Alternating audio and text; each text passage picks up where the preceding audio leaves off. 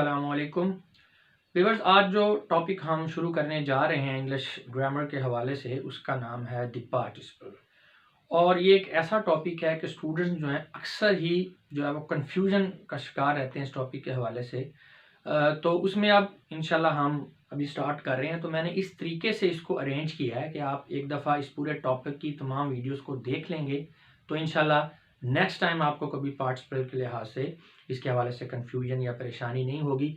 ये टॉपिक है, इसका ये पार्ट 1 है। डिफरेंट छोटे छोटे सब पार्ट्स के लिहाज से मैंने इसको डिफरेंट वीडियोस के अंदर ऑर्गेनाइज कर दिया है। सब पार्ट्स इसलिए कि कुछ लोगों को पूरा टॉपिक नहीं समझना होता, तो फिर उनका टाइम सेविंग के लिए सब टॉपिक्स में इसको डिवाइड करके वीडियो क्लिप्स बना दी गई हैं ताकि आप जो चीज़ जानना चाह रहे हैं आप एग्जैक्ट वहाँ पे पहुँच जाएं।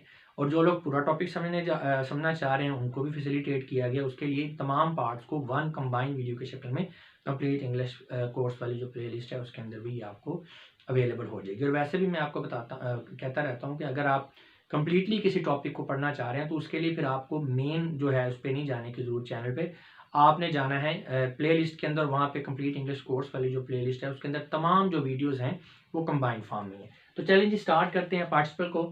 अ participle is basically a verb. पहली तो बात यह है कि ये वर्ब है, और वैसे भी जो हमारा मेन चल रहा है इस वक्त ग्रामर के हवाले से हम वर्ब की काइंड्स को स्टडी कर रहे हैं। तो ये वर्ब है। Her structure and functions are different from base form of the verb। हाँ जी, लेकिन इसकी जो स्ट्रक्चर है और इसका जो फंक्शंस हैं वर्ब की जो बेस फॉर्म है यानी जो पहली फॉर्म होती है उससे डिफरेंट होते हैं। कैसे डिफरेंट होते हैं, क्यों डिफरेंट होते हैं, ये हमें डेफिनेशन देखेंगे तो पता चल जाएगा।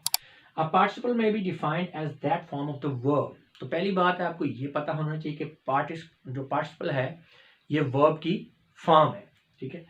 Takes the nature both of a verb and of an adjective. यानी ये वर्ब की ऐसी फॉर्म है जो एडजेक्टिव और वर्ब दोनों की नेचर इसमें पाई जाती है, दोनों की नेचर को ले लेते हैं। फिर इसको समझें कि है एक्चुअल में ये वर्ब की फॉर्म ही वर्ब ही है, लेकिन ये एडजेक्टिव का रोल भी प्ले करती है। तो ऐसा वर्ड, ठीक है, या ऐसा वर्ब जो वर्ब के साथ साथ एडजेक्टिव का रोल भी प्ले करे तो ऐसे वो हम क्या कहते हैं, पार्टिसिपल कहते हैं। अब एडजेक्टिव का बारे में हमें पता है। एडजेक्टिव क्या होता है? एडजेक्टिव होता है नाउन या प्रोनाउन क्वालिफाई। ये नाउन को या प्रोनाउन को क्वालिफाई करता है। तो अब ये जो वर्ब है ये बेसिकली पार्टली हम कह रहे हैं ना, ये पार्टली जो है एडजेक्टिव का रोल प्ले क्यों करता है, क्योंकि ये किसी नाउन को क्वालिफाई भी कर रहा होता है। तो लिहाजा ऐसी सूरत हाल में यानी ऐसा वर्ब या वर्ब की ऐसी फॉर्म जो किसी नाउन को भी क्वालिफाई कर रही है यानी एडजेक्टिव का रोल प्ले कर रही है, तो फिर हम उसे पार्टिसिपल कहेंगे। लिखा भी हुआ है, a participle is a word which is partly a verb and partly an adjective. यानी ये दोनों डेफिनेशन ही हैं, आप इसको दोनों में से किसी एक डेफिनेशन जो है उसको आप चूज कर सकते हैं। ठीक है। तो ये पार्टली वर्ब होगा और पार्टली एडजेक्टिव होगा। ये रेड लाइन में मैंने नोट दे दिया है। The main function of participle is to qualify a noun. तो चूंकि ये नाउन को क्वालिफाई कर रहा होता है तो इसलिए एडजेक्टिव भी है और वर्ब की फॉर्म भी है। अब हम बात करेंगे kinds of forms of participle. इसकी तीन जी मेन फॉर्म्स हैं। ये तीन में से किसी भी एक फॉर्म के तौर पर बिहेव कर सकता है। उसमें प्रेजेंट पार्टिसिपल है, पास्ट पार्टिसिपल है एंड परफेक्ट पार्टिसिपल है। तो ये मैंने लिख दिया नीचे, जैसे मैंने आपको स्टार्ट में बताया कि ये इसमें अभी हमने इंट्रोड्यूस करवाया आपको कि पार्टिसिपल होता क्या। नेक्स्ट पार्ट में हम हर एक जो इसकी फॉर्म है उसको और इसके सब पार्ट्स के साथ डिटेल में समझने की कोशिश करेंगे।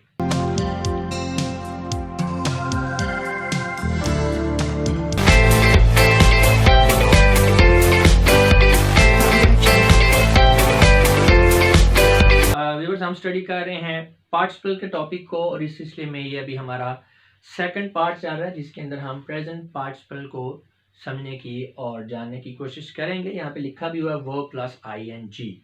जी, तो आपको सबसे पहले ये पता होना चाहिए कि पार्टिसिपल होता क्या है। और अगर आपको ये नहीं पता तो ये जो हमारा टॉपिक है उसकी वेरी फर्स्ट वीडियो देखें, लिंक नीचे डिस्क्रिप्शन में शेयर कर दिया गया और उसके अंदर मैंने पार्टिसिपल को डिस्क्राइब किया कि ये क्या होता है। अभी हम बात करेंगे प्रेजेंट पार्टिसिपल की। The present participle can be formed by adding ING with base form of any verb. यानी किसी भी वर्ब की आप बेस फॉर्म या कह लें फर्स्ट फॉर्म जो है उसके साथ जब आप आईएनजी ऐड कर लेंगे तो ये हमारा क्या बन जाता है, प्रेजेंट पार्टिसिपल। जैसे कि गो है तो उसके साथ आईएनजी ऐड किया, गोइंग, सीट से सिटिंग, लुक से लुकिंग, कम से कमिंग, एटसेट्रा एटसेट्रा। तो यहाँ पे अभी हम एग्जांपल से इसको समझने की कोशिश करते हैं। Hearing the sound the students came out. Bell की आवाज़ सुनकर, ठीक है, ये आवाज़ सुनकर जो है स्टूडेंट्स जो है वो बाहर आ गए। अब इस सेंटेंस पे ज़रा गौर करें In the above sentence, it can be seen that the base form hear and ing combine to form word hearing. अब ये बेस फॉर्म क्या है इसकी? hear, और इसके साथ ing मिल गया तो hearing, और ये आपका क्या है? प्रेजेंट पार्टिसिपल है। अच्छा, इसमें which is qualifying the noun students simulating an adjective। अब इसमें जरा गौर करें, hearing the sound the students came out। अब स्टूडेंट जो हैं वो बाहर आए हैं। अब इसको स्टूडेंट्स की हम मजीद एक्सप्लेन करना चाहें कि स्टूडेंट क्यों बाहर आए हैं, क्योंकि उन्होंने सुनी है आवाज़, साउंड सुनी है। तो बेसिकली यहाँ पे आप कह सकते हैं कि जो हियरिंग है, हियरिंग ये स्टूडेंट्स को क्वालिफाई कर रहा है, यानी स्टूडेंट्स की एक अजाफी एट्रीब्यूट जो है उसको आपको बता रहा है कि स्टूडेंट्स क्या हैं, वो सुन रहे हैं या उन्होंने सुना है। तो अब यहाँ पे ये जो आपका हियरिंग है, क्योंकि ये क्वालिफाई कर रहा है स्टूडेंट्स को, इसलिए सिमुलेट कर रहा है एडजेक्टिव को। सिमुलेट का मतलब है उसकी तरह बिहेव कर रहा है, उसकी तरह काम कर रहा है। अच्छा, अब इसमें आगे देखें, more over it may also B observe that the word hearing is also governing an object sound. अब ये भी देखें, ये आपका जो हियरिंग है ये साउंड को गवर्न भी कर रहा है, ठीक है ना, यानी साउंड के लिए ये वर्ब का काम कर रहा है, यानी साउंड के ऊपर एक्शन हो रहा है बेसिकली हियरिंग का। तो यहाँ पे ये वर्ब को सिमुलेट कर रहा है, यानी अगर हम साउंड के लिहाज से हियरिंग जो वर्ड है इसको साउंड के लिहाज से हियरिंग को देखें तो ये सिमुलेट कर रहा है, यहाँ पे गवर्न कर रहा है साउंड को, तो ये वर्ब के तौर पर रोल प्ले कर रहा है। और अगर हम इस हियरिंग को स्टूडेंट्स के लिहाज से देखें तो यहाँ पे ये एडजेक्टिव के तौर पर रोल प्ले कर रहा है, क्योंकि ये स्टूडेंट्स को क्वालिफाई कर रहा है, स्टूडेंट्स यहाँ पे नाउन है। So with these observations, we may conclude that a participle may act like adjective and verb। तो यहाँ पे वर्ड एक ही है, यही सेम वर्ड एडजेक्टिव के तौर पे भी काम कर रहा है और वर्ब के तौर पे भी काम कर रहा है एट द सेम टाइम। तो लिहाजा हम इसे क्या कहेंगे, इसे हम पार्टिसिपल इसलिए कहते हैं क्योंकि ये एक ही टाइम के ऊपर एडजेक्टिव का रोल भी प्ले कर रहा है और ये साथ में क्या कर रहा है, ये वर्ब का रोल भी प्ले कर रहा है। अब इसे प्रेजेंट पार्टिसिपल क्यों कहते हैं ये भी आपको बताते हैं नेक्स्ट। तो so it may also be refer to as a verbal adjective. तो इसको हम वर्बियल एडजेक्टिव भी कहते हैं कि बेसिकली ये एडजेक्टिव है लेकिन ये वर्ब का रोल भी प्ले कर रहा है, तो हम इसे वर्बियल एडजेक्टिव कहेंगे, यानी कि ये ऐसा एडजेक्टिव है जो कि वर्ब भी है। नेक्स्ट आ जाएंगी अब पार्टिसिपल फ्रेज। इसके बारे में भी आपको पता होना चाहिए। A phrase which is introduced by a participle is called participle phrase. अब किसी को फ्रेज, क्लॉज, सेंटेंस का डिफरेंस नहीं पता तो वो रेलेवेंट वीडियो देखे, लिंक नीचे डिस्क्रिप्शन में दे दिया गया है। In the above sentence, hearing the sound is a participle phrase, and according to its use in this sentence, it may be regarded as adjective phrase। हाँ जी, अब इस पूरे को देखें ना, hearing the student, बेसिकली ये पूरे का पूरा जो फ्रेज है वो स्टूडेंट को क्वालिफाई कर रहा है, ठीक है, तो उसकी एट्रीब्यूट को एक्सप्लेन कर रहा है कि स्टूडेंट्स जो है वो आवाज़ सुन रहे हैं। तो अब यहाँ पे ये जो फ्रेज है इसको हम जो है एडजेक्टिव फ्रेज भी कहेंगे, लेकिन चूंकि इसके स्टार्ट में पार्टिसिपल आ गया है ये एडजेक्टिव फ्रेज ही अपनी क्लास के लिहाज से, लेकिन चूंकि ये स्टार्ट पार्टिसिपल से हुआ है इसलिए हम इसे पार्टिसिपल फ्रेज भी कहेंगे। तो प्रेजेंट, अच्छा प्रेजेंट पार्टिसिपल की बात आ गई है। Present participle usually represents an action which is going on or incomplete or imperfect, यानी एक एक्शन जो है वो भी चल रहा है या वो नामुकम्मल है, ठीक है, या इम्परफेक्ट है, तो इस तरह की सिचुएशन के लिए फिर हम प्रेजेंट पार्टिसिपल यूज करते हैं। The students thinking all was good try to solve the paper. अब इसमें किसी एक्शन का कंप्लीट होना दिखाया नहीं गया, ठीक है, एक्शन चल रहा है जी, उन्होंने पेपर सोल्व करना शुरू कर दिया या वो सोच रहे थे कि सब कुछ ठीक है, लेकिन यहाँ पे कोई एक्शन के कंप्लीट होने का बेसिकली आप देख सकते हैं कि कोई इसमें शायबानी आपको नजर आ रहा है। तो यहाँ पे आप देख सकते हैं कि जो इनकम्प्लीट एक्शन है तो ये आपका प्रेजेंट पार्टिसिपल है, लेकिन इसमें परेशान नहीं होना अगर आपको समझ नहीं आ रही कि अब हम पास्ट पार्टिसिपल और परफेक्ट पार्टिसिपल पढ़ेंगे तो वो उनमें वो बड़ी डिफरेंट स्ट्रक्चर ही डिफरेंट होगी, तो आपको इनको पहचानने में, आइडेंटिफाई करने में प्रॉब्लम नहीं होगा। अच्छा जी, नेक्स्ट है when a participle is form from transitive verb it takes an object with it. अच्छा, अब पार्टिसिपल है क्या, वर्ब और उसके साथ आईएनजी फॉर्म। अब आईएनजी के साथ जो वर्ब की बेस फॉर्म लगा रहे हैं आप, अगर वो वर्ब आपका ट्रांजिटिव है तो डेफिनेटली उसने ऑब्जेक्ट अपने साथ लेना है, क्योंकि ट्रांजिटिव वर्ब एक ऐसा वर्ब होता है जो ऑब्जेक्ट के बगैर कोई मीनिंग, कोई मफहूम नहीं दे पाता। तो लिहाजा अगर आपका जो पार्टिसिपल है वो ट्रांजिटिव वर्ब से बना है तो ऑब्जेक्ट तो डेफिनेटली होगा। देखें यहाँ पे वी सा स्टूडेंट कैरिंग, अब कैरी क्या है, ये ट्रांजिटिव वर्ब है, तो आईएनजी अब ये पार्टिसिपल बन गया। We saw student carrying a bundle of papers, हमने एक स्टूडेंट को देखा जो कि बंडल ऑफ पेपर उठाए हुए था। अब यहाँ पे ऑब्जेक्ट क्या है, बंडल ऑफ पेपर्स क्या बन गया, ऑब्जेक्ट कैरी का। कैरी किसे किया गया, बंडल ऑफ पेपर्स को। एक्शन कौन रिसीव कर रहा है, बंडल ऑफ पेपर्स। तो लिहाजा ये आपका जो बंडल ऑफ पेपर्स है is being govern by the verb carrying, इसे वर्ब कैरी जो है ये गवर्न कर रहा है। और चूंकि ये यहाँ पे आईएनजी फॉर्म के साथ है और ये आपका क्या बन गया है, ये पार्टिसिपल बन गया है। नेक्स्ट है जी participle may B modified by an adverb. तो ये भी आपने ध्यान में रखना है कि जो पार्टिसिपल है उसे एडवर्ब जो है वो उसको मॉडिफाई कर सकता है। अब वर्ब क्या होता है, एडवर्ब क्या होता है, जो किसी वर्ब को मॉडिफाई करे, किसी एडजेक्टिव को मॉडिफाई करे या किसी एडवर्ब को मॉडिफाई करे। तो चूंकि बेसिकली पार्टिसिपल है वर्ब ही, तो इसलिए इसको एडवर्ब जो है वो क्वालिफाई कर सकता है। जैसे कि swiftly climbing up the wall the children surprised everyone. तो यहाँ पे क्लाइंबिंग वर्ब है, तो इसको एक्सप्लेन कौन कर रहा है, मॉडिफाई कौन कर रहा है, क्वालिफाई कौन कर रहा है, स्विफ्टली, यानी चढ़ा जा रहा है लेकिन बड़े आराम से चढ़ा जा रहा है। तो इस सेंटेंस में here the adverb swiftly is modifying the verb climbing, जो कि डेफिनेटली पार्टिसिपल भी है।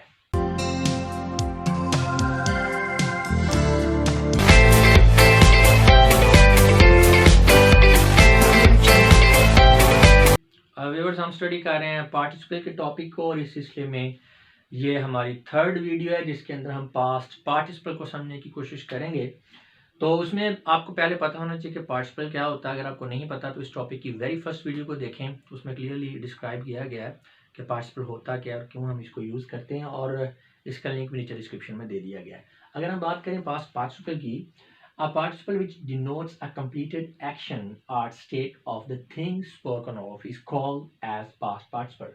यानी एक ऐसा ये पार्टिसिपल है पास्ट पार्टिसिपल जो कि किसी मुकम्मल एक्शन को, यानी ऐसा एक्शन जो कंप्लीट हो गया है, या किसी एक्शन की बात कर लें, या कोई स्टेट है, किसी हालत, यानी किसी एक्शन को भी ये रिप्रेजेंट कर सकता है, किसी स्टेट को भी रिप्रेजेंट कर सकता है, किसी चीज़ की जिसके बारे में बात हो रही है उस चीज़ की स्टेट के बारे में भी एक जो है ये उसको गवर्न कर सकता है और एक्सप्लेन कर सकता है, और किसी एक्शन को भी, लेकिन दोनों कंप्लीट होंगे। किसी चीज़ की जो स्टेट ऑफ एक्शन है उसके वाले से भी ये कंप्लीटेड होगा, स्टेट ऑफ द थिंग के वाले से भी ये कंप्लीट होगा, और एक्शन के वाले से भी ये कंप्लीट होगा। तो past participle is represented by third form of the verb, और simply we may say that third form of the verb is also called past participle. हम जब वर्ब की डिफरेंट फॉर्म्स की बात करते हैं तो first form, second form, third form, तो जो थर्ड फॉर्म होती है वो पास्ट पार्टिसिपल होती है। सिंपली आप उसको कह सकते हैं कि ये पास्ट पार्टिसिपल है। आप past participle usually ends in, तो ये जनाब 5 चीज़ें हैं, 5 वर्ड्स हैं, ये 5 एंडिंग्स हैं। तो इन 5 में से कोई एक एंडिंग होगी पार्टिसिपल की, यानी आखिर में ये डी होगा, ठीक है, या ईडी होगा,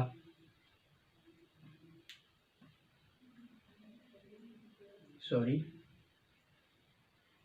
ये डी होगा या ईडी होगा, टी होगा, एन होगा या ई एन होगा। यहाँ पे भी मैं लिखा हुआ वर्ब क्लास और ये एंडिंग्स। तो एग्जांपल्स में आप देख सकते हैं वर्क से वर्क, प्ले से प्लेड, स्लीप से स्लेप्ट, स्पीक से स्पोकन, रन से रन। तो ये पहली फॉर्म से थर्ड फॉर्म यानी पास्ट पार्टिसिपल बनाई हुई है, और उनकी एंडिंग देख लें, इन्हीं में से एक होगी। अब हम एग्जांपल्स की मदद से इसको थोड़ा डिस्क्राइब कर लें। Chase by wolf we ran to hill station. Wolf का पीछा करने के बाद जो है हम जो है हिल स्टेशन की तरफ दौड़ गए। Driven by thirst the crow search the water here and there. तो जो है प्यास की वजह से जो है ना, कौवा जो है उसने सर्च किया पाने को इधर उधर। Time is spent is time lost. जो टाइम आपने गलत तरीके से गुजारा है, यानी ज़ाया किया है, वो टाइम लॉस्ट है, यानी अच्छे तरीके से नहीं गुजारा आपने, यानी किसी प्रोडक्टिव एक्टिविटी में नहीं गुजारा। We saw classroom crowded with students. हमने एक ऐसा क्लासरूम देखा जो कि बच्चों से, स्टूडेंट से जो है वो पुरहजूम था, भरा हुआ था। The above sentences show that the past participle represents a completed action or state for things spoken of। तो आप यहाँ पे ये past participle हैं जिन्हें मैंने green underline किया है, तो ये सारे आप देख सकते हैं कि completed action को ये रिप्रेजेंट कर रहे हैं कि action complete हो गया। यहाँ पे जैसे chased by the wolf, अब wolf ने उनको chase किया था, action complete हो गया और फिर वो दौड़ गए। इसी तरह यहाँ पे driven by thrust, इसका मतलब ये नहीं है कि thrust उसको ड्राइव कर रही है और उसके करते रहना है, इनकम्प्लीट, एक्शन कंप्लीट हो गया। thrust ने उसको ड्राइव किया है तो वो जो है दौड़ा है आगे सर्च करने के लिए पानी। इसी तरह टाइम मिस स्पेंट, टाइम गुजर गया है, ठीक है, अभी वो गुजर रहा नहीं है, गुजर गया है। और यहाँ पे क्लासरूम क्राउडेड विद स्टूडेंट्स, तो क्राउडेड हो गया, भर गया, बस मुकम्मल एक्शन, इसकी कोई नेक्स्ट स्टेट नहीं है। तो अब इसमें मैं आपको पार्टिसिपल के हवाले से भी थोड़ा सा बता दूं। पार्टिसिपल क्या होता है, जो कि वर्ब तो होता ही है लेकिन साथ में वो एडजेक्टिव का रोल भी प्ले कर रहा होता है। अब इस सेंटेंस को देखें, चेज बाय अ वुल्फ। अब चेज बेसिकली एक वर्ब है, लेकिन अब अगर हम बात करें कि ये एडजेक्टिव का रोल कैसे प्ले कर रहा है, ये बेसिकली वी को क्वालिफाई कर रहा है। देखें जरा, अगर ये वी हम इस तरह से लिख लें, we chase by a wolf, इसका मतलब है हमको आगे क्वालिफिकेशन हो रही है कि हमें क्या हुआ है जी, मजीद इंफॉर्मेशन हमारे बारे में कि हमें वुल्फ ने चेज किया। आगे फिर एक्शन है कि हम दौड़ गए। इसी तरह नेक्स्ट में देखें, driven by thrust the crow. अब ये ड्रिवन ड्राइव से ड्रिवन है, नो डाउट ये वर्ब भी है, लेकिन ये एडजेक्टिव भी है क्योंकि ये क्रो को क्वालिफाई कर रहा है। जैसे कि अगर हम इस तरह से कहें, the crow driven by thrust, तो फिर आपको क्लियर हो जाएगा कि बेसिकली ड्रिवन बाय थ्रस्ट जो है ये क्रो को एक्सप्लेन कर रहा है, पूरे का पूरा फ्रेज। तो लिहाजा ये बात पूरी हो जाती है फिर इस इन सेंटेंसेस को देख के कि जो हमारा ये चेज जो ड्रिवन है ये हमारे पार्टिसिपल हैं।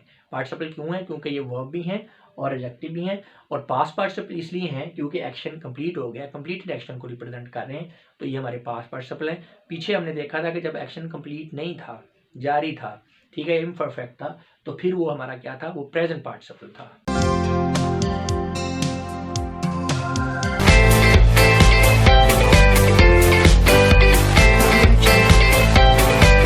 हम स्टडी कर रहे हैं पार्टिसिपल के टॉपिक को, और इस सिलसिले में ये हमारी 4th वीडियो है जिसके अंदर हम ये जानने की कोशिश करेंगे कि परफेक्ट पार्टिसिपल क्या होता है।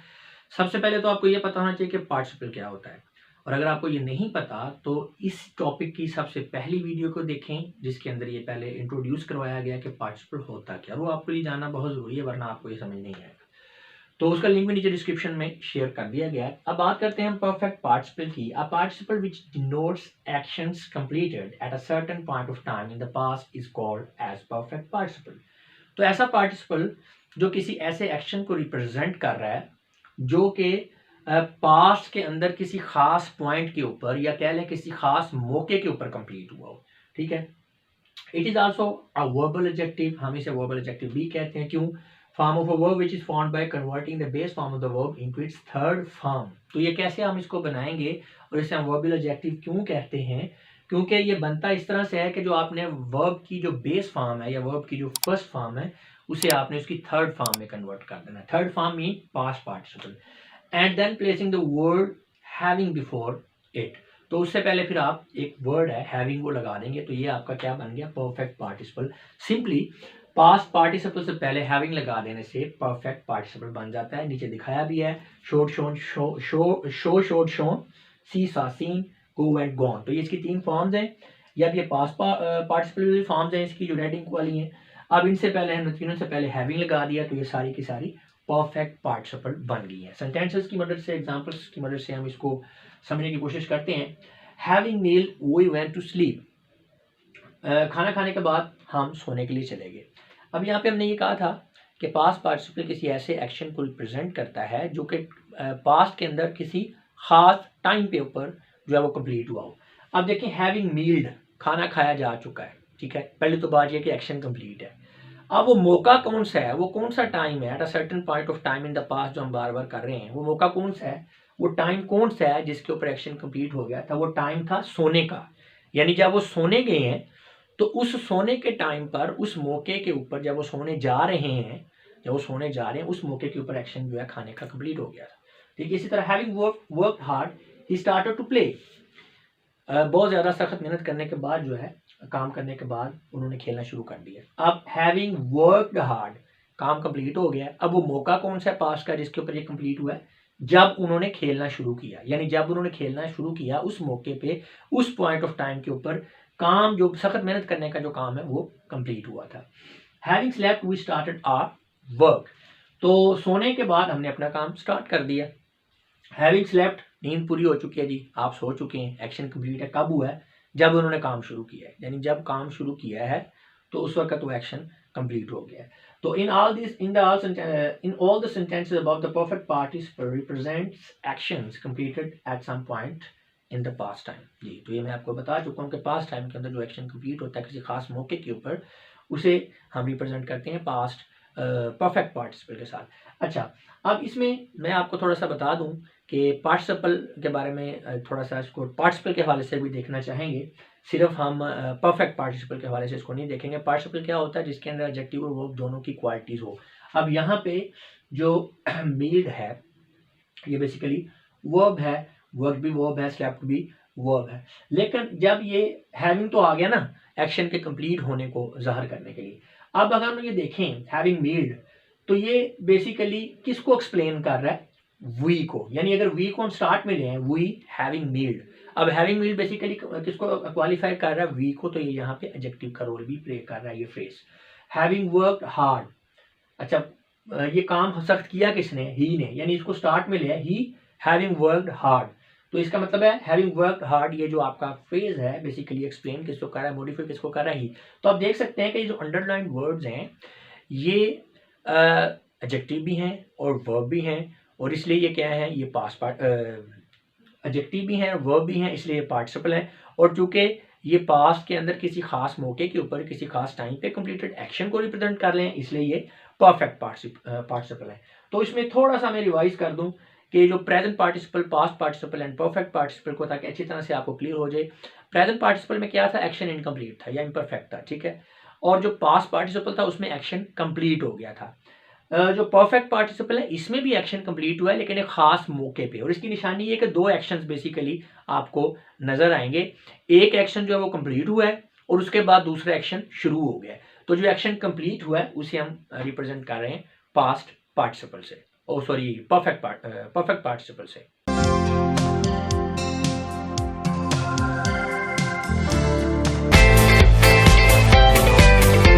व्यूअर्स हम स्टडी कर रहे हैं पार्टिसिपल के टॉपिक को, और इस सिलसिले में ये हमारी 5th वीडियो है जिसके अंदर हम प्रेजेंट, पास्ट और परफेक्ट पार्टिसिपल का कंपैरेटिव एनालिसिस करेंगे। क्योंकि इससे पहले वाले जो पार्ट्स हैं उनके अंदर हमने स्टडी कर लिया डिटेल में कि पार्टिसिपल क्या होता है, और उसके बाद present, past and perfect participle को अलग-अलग से एग्जांपल्स की मदद से डिस्क्राइब किया है।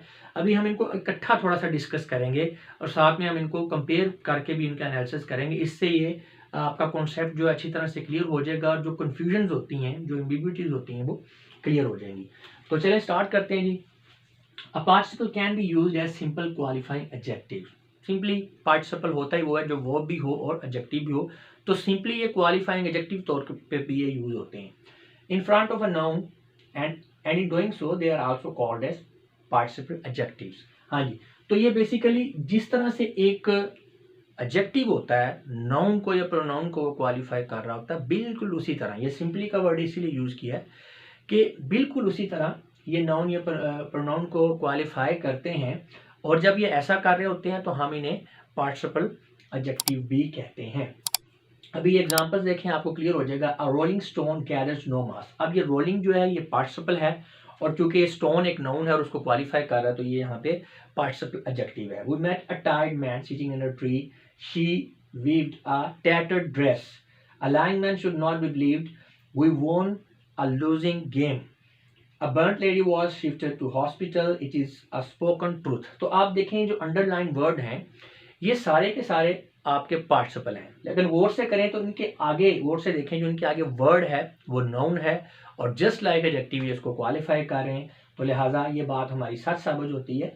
From these examples it's obvious that participles may simply qualify nouns by proceeding right before them like an adjective। यानी बिल्कुल एडजेक्टिव की तरह हूबहू ये नाउन से या प्रोनाउन से पहले आकर उनको बिल्कुल एडजेक्टिव की तरह जो है क्वालिफाई कर रहे होते हैं। लिहाजा हम इनको पार्टिसिपल एडजेक्टिव भी कहते हैं। जैसे कि यहाँ पे देखें टाइड क्वालिफाई कर रहा है मैन को, टैटर्ड ड्रेस को tattered dress, lying man, losing game, spoken truth, burn lady. तो सिंपली हम इन्हें पार्टिसिपल एडजेक्टिव्स कहते हैं क्योंकि ये बिल्कुल एडजेक्टिव्स की तरह बिहेव करते हुए नाउन को क्वालिफाई करते हैं। और ये मतलब नाउन के बाद में भी आ सकते हैं जैसे फ्रेजेस में हमने पीछे पढ़ा है, लेकिन मतलब इनकी एक क्वालिटी तो ये है कि ये एग्जैक्ट बिल्कुल एडजेक्टिव की तरह परफॉर्म करते हैं नाउन से बिल्कुल पहले। अगर किसी बंदे को पार्टिसिपल का पता नहीं होगा तो यही समझेगा कि ये एडजेक्टिव है। अच्छा जी, नेक्स्ट आ गया जी। It must be noted that participle may be compared, they admit of degrees of comparison. तो ये कंपेयर भी किए जा सकते हैं, यानी डिग्री ऑफ कंपैरिजन को ये एक्सेप्ट करते हैं, ठीक है। अब डिग्री ऑफ कंपैरिजन किसकी होती है आपको पता है? एडजेक्टिव्स की होती है। जैसे कि she is the most talented girl in the team. अब ये टैलेंटेड बेसिकली, टैलेंटेड जो है ये पार्टिसिपल है, गर्ल से पहले आ रहा है तो ये एडजेक्टिव भी है और इसके साथ मोस्ट लग रहा है क्योंकि एडजेक्टिव के तौर पे बिहेव कर रहा है कि जो लड़की है वो सबसे ज्यादा जो है टैलेंटेड थी टीम के अंदर। He is regarded as the most sophisticated person in the town, बिल्कुल ऊपर वाले सेंटेंस की तरह मोस्ट आ गया सोफिस्टिकेटेड से पहले जो कि हमारा पार्टिसिपल है। We met a very educated lady at the party. Educated lady को क्या कर रहा है, क्वालिफाई कर रहा है, एडजेक्टिव है, इससे पहले वेरी आ गया है तो लिहाजा ये इसकी कंपैरेटिव डिग्री बन गई है और ये पार्टिसिपल भी है। Education is the most pressing need of the time. अब प्रेसिंग क्या है, ये प्रेजेंट पार्टिसिपल है लेकिन ये नीड को भी क्वालिफाई कर रहा है कि जो नीड है वो बड़ी प्रेसिंग है, बड़ी अशद है।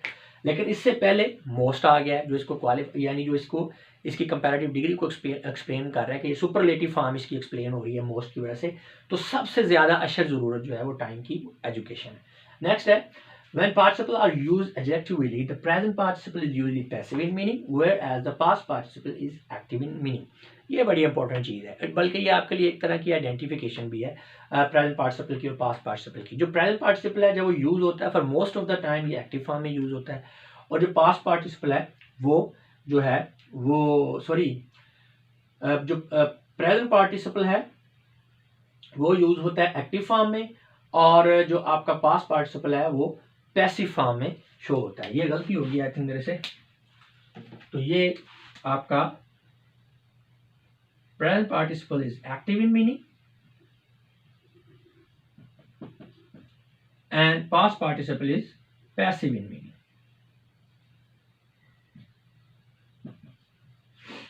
अभी एग्जांपल्स देखेंगे तो बिल्कुल क्लियर हो जाएगा। जैसे प्रेजेंट पार्टिसिपल है जी आपके पास प्लेइंग, अ प्लेइंग गर्ल, तो a girl which is playing, तो ये आपका एक्टिव है, बेसिकली ये एक्टिव टोन आ रही है आपकी। अब पास्ट पार्टिसिपल में देखें अ प्लेड मैच, एक खेला गया मैच, ठीक है ना। अ प्लेइंग गर्ल यानी कि गर्ल खेल रही है, उसकी हालत जो है वो कंटिन्यूस है तो ये एक्टिव है। अ प्लेड खेला जा चुका है, ये इसकी पैसिव टोन है, match which is played passive. Present participle a rolling stone, a stone जो है अ स्टोन विच रोल्स, तो ये एक्टिव है। इसी तरह अ रोल्ड ब्रेड, ठीक है, अ ब्रेड विच इज रोल्ड, तो ये इसकी पैसिव टोन है। तो यहाँ पे आप कह सकते हैं कि प्ले जो है जब ये प्रेजेंट पार्टिसिपल में यूज हो रहा है तो एक्टिव है, जब ये पैसिव फॉर्म में यूज हो रहा है, पास्ट पार्टिसिपल में यूज हो रहा है तो ये पैसिव बन जाता है। इसी तरह जो रोल है जब ये यूज होता है प्रेजेंट पार्टिसिपल में तो एक्टिव है, और जब ये पास्ट पार्टिसिपल में यूज होता है तो फिर ये पैसिव हो जाता है। अच्छा जी, नेक्स्ट है, अब हम इस सारे जो भी हमने पढ़ा है इसको हम सम अप करेंगे, इसको हम जो है इसका कंक्लूड करेंगे इसको।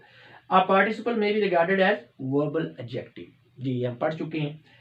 अब इसमें एग्जांपल है hearing the sound the students come out, तो अब ये hearing जो hearing है ये sound को गवर्न भी कर रहा है, ठीक है, और hearing the sound ओवरऑल जो ये स्टूडेंट्स के लिए एडजेक्टिव भी है तो लिहाजा ये वर्बल एडजेक्टिव है।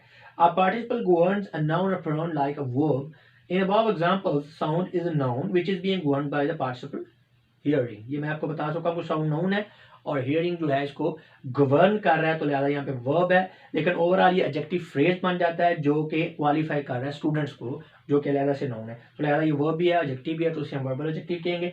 नेक्स्ट है a participle may be modified by an adverb like verb. हाँ जी, तो आपको पता है कि एडवर्ब क्या करता है, ये मॉडिफाई करता है एडजेक्टिव को, वर्ब को और अनदर एडवर्ब को। तो अब अगर आपका एडवर्ब जो है वो इसको क्वालिफाई कर रहा है वर्ब की तरह, तो इट मीन्स कि ये वर्ब के तौर पे भी बिहेव करता है। जैसे swiftly climbing up the wall, अब क्लाइंब और वॉल, ठीक है, वॉल ये नाउन है और क्लाइंब उसका वर्ब बन रहा है। अब climbing up the wall the children, अब ये क्लाइंबिंग अप द वॉल क्या है, ये एडजेक्टिव फ्रेज हो गया चिल्ड्रन के लिए जो कि नाउन है, तो इट मीन्स आपका जो क्लाइंबिंग है ये वर्ब भी है एडजेक्टिव भी है, लेकिन इससे पहले स्विफ्टली आ गया है जो कि क्लाइंबिंग की जो है उसको भी जो है क्वालिफाई कर रहा है, उसकी भी क्वालिटी को डिस्क्राइब कर रहा है कि जो क्लाइंबिंग हुई है, चढ़ने का अमल हुआ है वो बड़ा तेजी से हुआ है, तो स्विफ्टली क्या है, ये एडवर्ब है। तो लिहाजा हम कह सकते हैं कि जो हमारे पार्टिसिपल्स हैं वो क्वालिफाई हो सकते हैं एडवर्ब से। नेक्स्ट है a participle may qualify a noun और प्रोनाउन लाइक एन एडजेक्टिव, ये तो पहले होगी ये बात, लेकिन चलें having slept we started our work. अब यहाँ पे हैविंग स्लेप्ट जो है ये आपका पार्टिसिपल है, ठीक है।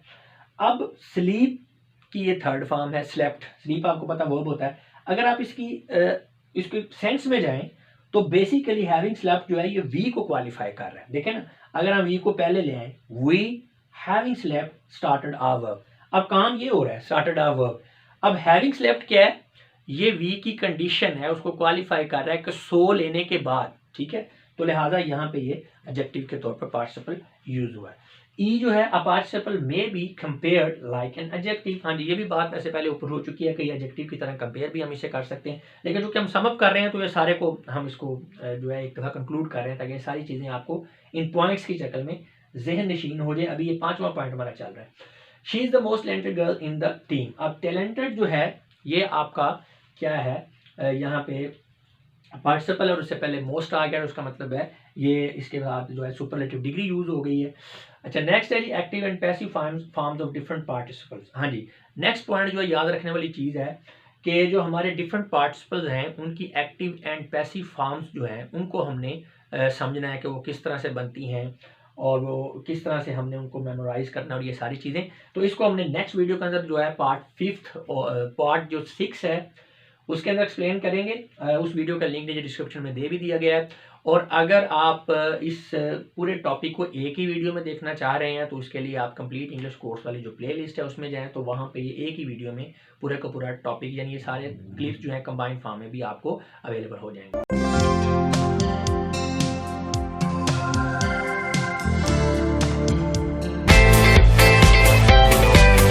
व्यूअर्स, हम स्टडी कर रहे हैं पार्टिसिपल का टॉपिक और इसलिए में ये हमारी 6th वीडियो है जिसके अंदर हम जो डिफरेंट पार्टिसिपल्स हैं उनकी एक्टिव एंड पैसिव फॉर्म्स को कंपेयर करके आपस में उनको समझने की कोशिश करेंगे कि इनका क्या डिफरेंस है और इनकी स्ट्रक्चर्स क्या होती हैं। तो सबसे पहले बात करेंगे जी हम प्रेजेंट पार्टिसिपल की। ये ग्रीन कलर में मैंने तमाम हेडिंग्स के साथ इनकी स्ट्रक्चर का स्केच मैंने साथ में लिख दिया है।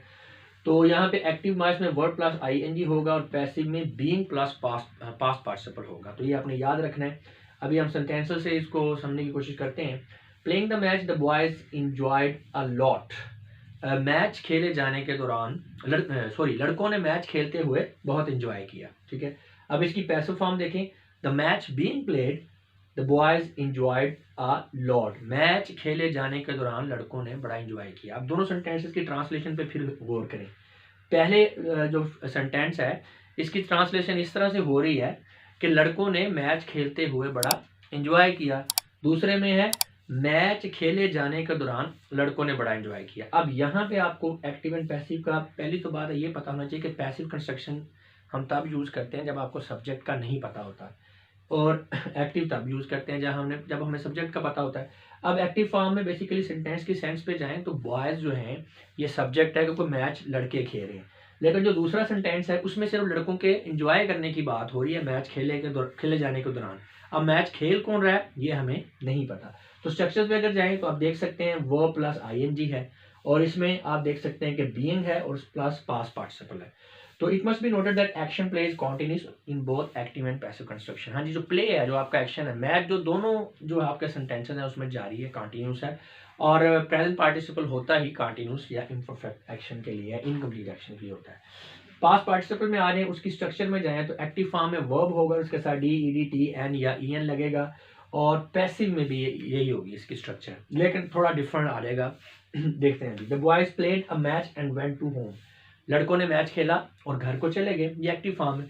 अगर हम पैसिव की बात करें, the match was played by the boys before going to home. घर जाने से पहले लड़कों ने मैच खेला। अब यहाँ पे आप देख सकते हैं कि ये इसकी पैसिव कंस्ट्रक्शन है। अगर आप इसकी ये जो आ रहा है, इसका जो ढांचा बन रहा है, इसका जो फ्रेमवर्क बन रहा है सेंटेंस का, वो सेम ही है दोनों में। आप देख सकते हैं कि वर्ब के साथ यही D ED N और EN ही लगा है, एक्टिव और पैसिव दोनों फॉर्म्स में। So it must be noted that form of the participle played remain same in both active and passive forms. जी, मैं बता चुका हूँ आपको। नेक्स्ट आ जाता है जी परफेक्ट पार्टिसिपल। इसमें भी जो इसकी एक्टिव फॉर्म है हैविंग प्लस पास्ट पार्टिसिपल होगा, और जो इसकी पैसिव फॉर्म होगी वो होगी having been plus past participle. ये इसकी पैसिव फॉर्म है, ये ध्यान में रखना है आपने, पैसिव फॉर्म। जी, तो the boys having played the match went to home. लड़कों ने जब मैच खेल लिया तो वो घर को चले गए, ये एक्टिव फॉर्म है। पैसिव में the match having been played the boys went to home. Match खेला जा चुकने के बाद लड़के घर को चले गए। बिल्कुल वो जो प्रेजेंट पार्टिसिपल की तरह ऊपर वाले सेंटेंस में ये हमें पता चल रहा है कि सब्जेक्ट बॉयज हैं, लड़कों ने जब मैच खेल लिया तो वो घर चले गए। यहाँ पे है मैच खेला जा चुकने के बाद लड़के घर चले गए। अब यहाँ पे नहीं पता चल रहा कि आपको सब्जेक्ट कौन है, मैच किसने खेला है। हो सकता है लड़कों ने भी खेला हो सकता है किसी और पार्टी ने खेला हो। तो ये थोड़ी सी कंफ्यूजिंग होती हैं चीज़ें स्टूडेंट्स के लिए, प्रैक्टिस से आती हैं, इनको समझने की ज़रूरत है और सेंस में जाया गया सेंटेंसेस की। नेक्स्ट है जी, it must be kept in mind that passive construction is usually used when subject is unknown. जी मैं आपको पहले भी बता चुका हूँ कि आपने ये बात जहन में रखनी है कि जब सब्जेक्ट अननोन है तो फिर आपने कंस्ट्रक्शन को पैसिव रखना है। अब यहाँ पे देखें, having played the match the boys went to home. Match खेल लड़के मैच खेलने के बाद घर को चले गए। अब यहाँ पे लड़के सब्जेक्ट है, एक्टिव फॉर्म है। अब subject who played the match, match खेला किन्होंने, इज नोन, किन्होंने खेला, बॉयज ने। लेकिन इसकी अगर हम दूसरी फॉर्म देखें सेंटेंस की, having been played the match appeared thrilling. Match खेला जा चुकने के बाद बड़ा जो है थ्रिलिंग सनसनीखेज जो है वो नजर आया। ठीक है, तो यहाँ पे आप देखें मैच खेला किसने है, subject who played the match is unknown, यानी जिसने मैच खेला है वो आपको नहीं पता, तो इसीलिए ये आपकी पैसिव फॉर्म है। तो इसी तरह एक और एग्जांपल देख सकते हैं, having cooked Sana set the table. Sana ने खाना पकाने के बाद टेबल को सेट कर दिया, ये एक्टिव फॉर्म है। अगर हम सब्जेक्ट की बात करें, who cook the food is known, हमें पता है कि सना ने खाना पकाया। अगर हम इसको इस तरह से देखें, having been cooked the food felt aromatic, पक जाने के बाद या तैयार हो जाने के बाद खुशबू जो है, खाना जो है वो बड़ा खुशबूदार महसूस हुआ। पक जाने के बाद खाना बहुत खुशबूदार महसूस हुआ। अब ये पैसिव फॉर्म है। वजह यह कि subject who cook the food is unknown. इस दूसरे सेंटेंस में आपको नहीं पता चला कि खाना पकाया किसने, पहले में क्लियर था सब्जेक्ट कौन है, सना है, क्योंकि उसने खाना पकाया।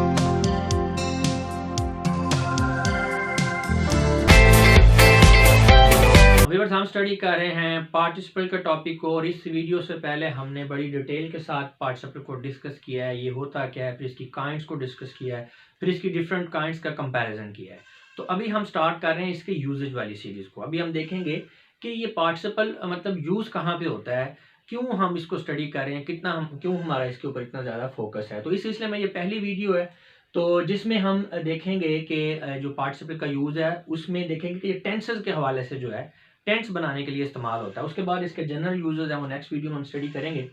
जी, तो बात करते हैं पार्टिसिपल के यूजेज की।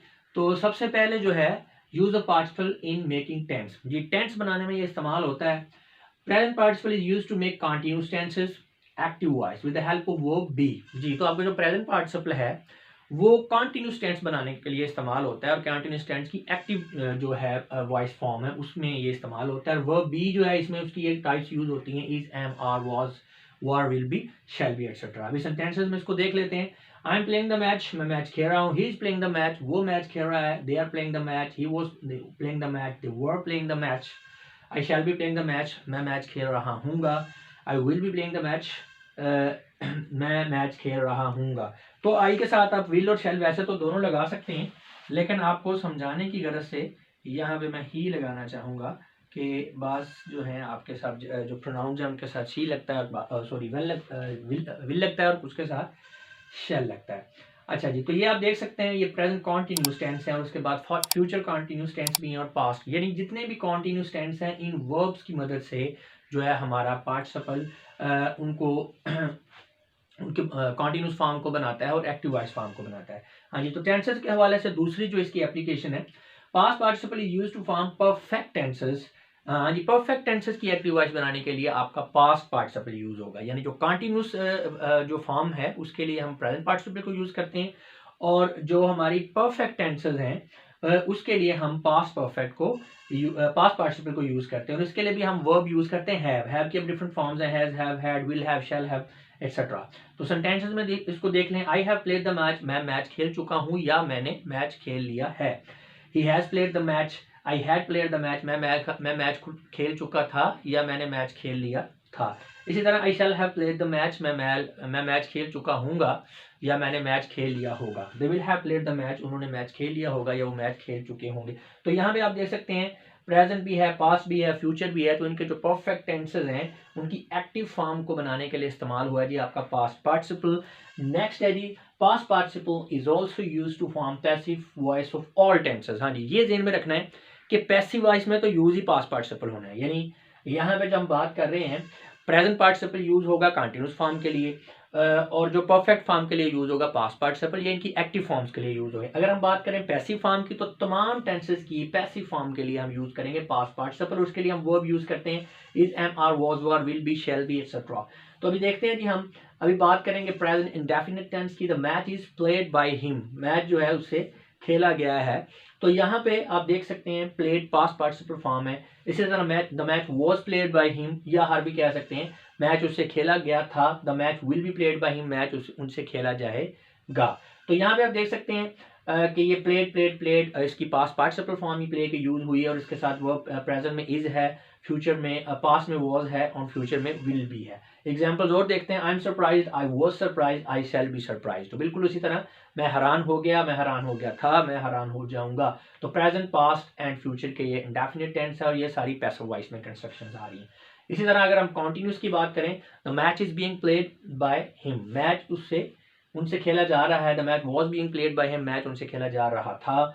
The match has been played by him, match जो है उनसे खेला जा चुका है। अब यह यहाँ पे अब ये प्रेजेंट परफेक्ट टेंस आ गया। इसी तरह पास्ट परफेक्ट टेंस में the match had been played by him, match उनसे खेला जा चुका था। The match will have been played by him her before going to sleep, सोने से पहले उनसे मैच खेला जा चुका होगा। तो ये फ्यूचर परफेक्ट टेंस है।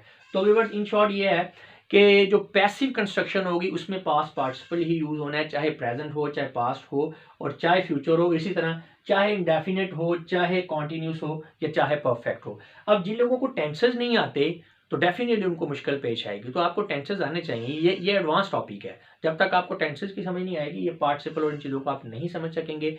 इसलिए लिंक्स दे दिए गए नीचे टेंसेस के, तो वहाँ से आप इनको जो है वो स्टडी कर सकते हैं। इसके अलावा English course, complete English course वाली जो प्ले लिस्ट है उसके अंदर भी टेंसेस मौजूद हैं, वहाँ से भी आप इनको सर्च कर सकते हैं। तो टेंसेस आपको आने चाहिए। ये जो स्ट्रक्चर्स हैं सिंपली जस्ट हमने पार्टिसिपल के यूजेज को समझने के लिए बनाई है। तो एग्जैक्टली अब ये बनती कैसे हैं, इनका क्या तरीकाकार है, ये तो आपको टेंसेस में ही पता चलेगा। तो ये हमारा हो गया जी कि जो आपका पार्टिसिपल है ये यूज होता है टेंस बनाने के लिए। नेक्स्ट हम जनरल यूज ऑफ पार्टिसिपल देखेंगे, उसमें प्रेजेंट का अलहदा, पास्ट का अलहदा और फ्यूचर का। तो ये जो पार्टिसिपल हैं, सॉरी प्रेजेंट, पास्ट और परफेक्ट पार्टिसिपल हैं, तीन हमारी कैटेगरीज हैं। तो उनके जनरल यूज को वन बाय वन स्टडी करेंगे, लेकिन नेक्स्ट वीडियोस के अंदर लिंक्स उनके डिस्क्रिप्शन में दे दिए गए। अगर आप कंप्लीट इंग्लिश कोर्स वाली प्ले लिस्ट के अंदर जाके इस टॉपिक को देखेंगे तो वहाँ पे ये पूरे का पूरा टॉपिक एक ही वीडियो में, यानी ये सारे जो पार्ट्स हैं ये कंबाइंड शक्ल में आपको मिल जाएंगे।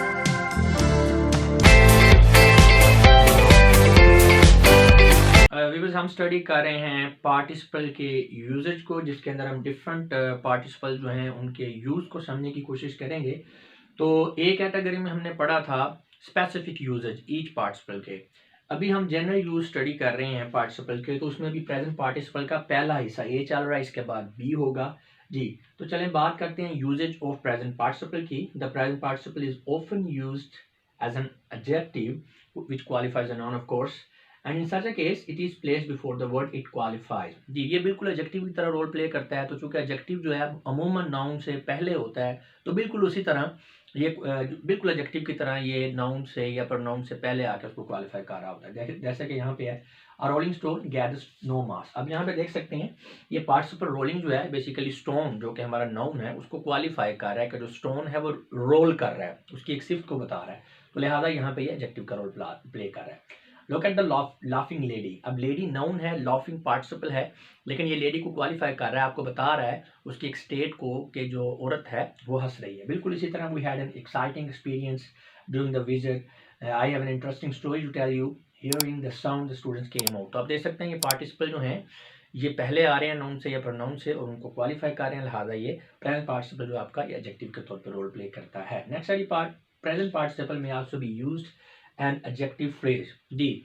तो यहाँ पे तो सिंपली वो एडजेक्टिव का रोल प्ले कर रहा था, लेकिन ये एडजेक्टिव फ्रेज के तौर पे भी यूज हो सकता है। When it is used so the word being qualified precedes such a phrase जी। इसमें अब फर्क क्या है, ऊपर वाला जो पॉइंट है उसकी निस्बत कि पहले में ये था कि एडजेक्टिव जो है यानी जो आपका पार्टिसिपल है वो नाउन से पहले आ रहा है। अब यहाँ पे ये है कि जो आपका एडजेक्टिव फ्रेज है यानी जो आपका पार्टिसिपल के साथ जो फ्रेज बना हुआ है वो उस नाउन के बाद में आएगा जिसको वो क्वालिफाई कर रहा होगा। अभी एग्जाम्पल देखेंगे तो क्लियर हो जाएगा। The man wearing a black shirt seems beautiful। अब wearing a black shirt ये एक फ्रेज है जिसके अंदर हमारा पार्टिसिपल है वियर्डिंग, और बेसिकली ये पूरे का पूरा फ्रेज क्वालिफाई कर रहा है मैन को, मैन के बारे में उसकी एक हालत को बयान कर रहा है कि जो मैन है उसने जो है ब्लैक कलर की शर्ट पहनी हुई है। तो लिहाजा ये एडजेक्टिव फ्रेज है, पार्टिसिपल फ्रेज भी इसे कह सकते हैं क्योंकि इसके अंदर पार्टिसिपल है, ये क्वालिफाई कर रहा है नाउन को और उसके बाद में आ रहा है। Same we saw a plane flying in the sky, a flying in the sky is also phrase, और ये प्लेन को क्वालिफाई कर रहा है कि प्लेन जो है वो उड़ रहा था। नेक्स्ट देखें प्रेजेंट पार्टिसिपल में govern a noun a pronoun like a verb. तो डेफिनेटली जो पार्टिसिपल होता है वो पार्टली एडजेक्टिव होता है, पार्टली वर्ब होता है। तो ये एडजेक्टिव के तौर पे तो रोल प्ले करेगा ही, लेकिन ये वर्ब के तौर पे भी रोल प्ले करेगा, यानी जिस तरह से वर्ब किसी नाउन या प्रोनाउन को गवर्न करता है बिल्कुल इसी तरह से ये गवर्न करेगा। जैसे कि hearing the sound the students came out, hearing him cry we were surprised, seeing her fall from the roof we rushed to help her। तो आप देख सकते हैं hearing the sound, अब sound यहाँ पे noun है और hearing जो है ये इसका verb है जो कि गवर्न कर रहा है sound को। बाकी सेंटेंसेस में भी ऐसे ही है। नेक्स्ट है जी the present participle may be used as part of the predicate which verbs like to be, to become, to seem, to appear। तो सब्जेक्ट के अलावा जो भी सेंटेंस का बाकी हिस्सा होता है हम प्रीडिकेट कहते हैं। तो प्रीडिकेट के अंदर अगर इसको देखें तो यहाँ पे ये प्रीडिकेट का एक हिस्सा बन जाता है, ठीक है, उसका पार्ट बन जाता है। जैसे the novel is interesting to read, the movie, अब देखें नॉवल के बाद ये आपका ये सब्जेक्ट के बाद सारा प्रीडिकेट है तो उसका हिस्सा है ये। The movie is thrilling to watch, Alia seems charming today. अच्छा यहाँ पर आप देखें here interesting, thrilling and charming are qualifying the nouns novel, movie and Alia respectively, ठीक है, यानी इंटरेस्टिंग नॉवल को, थ्रिलिंग मूवी को एंड चार्मिंग आलिया को ये मॉडिफाई कर रहे हैं। But in each case the present participle is the complement of the auxiliary verb in the sentence. अब ये जो कॉम्प्लीमेंट वाली बात की है ये इसलिए आपको समझाने के लिए बताया जा रहा है कि देखें यहाँ पे भी वो क्वालिफाई कर रहा था आपका जो एडजेक्टिव है और वो बाद में आ रहा था नाउन के।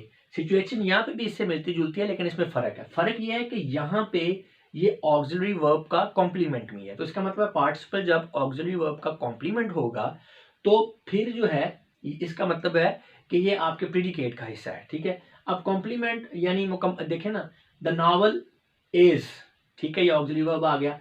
अब इसको एक्सप्लेन क्या कर रहा है, इसको कॉम्प्लीमेंट क्या कर रहा है, इंटरेस्टिंग टू रीड।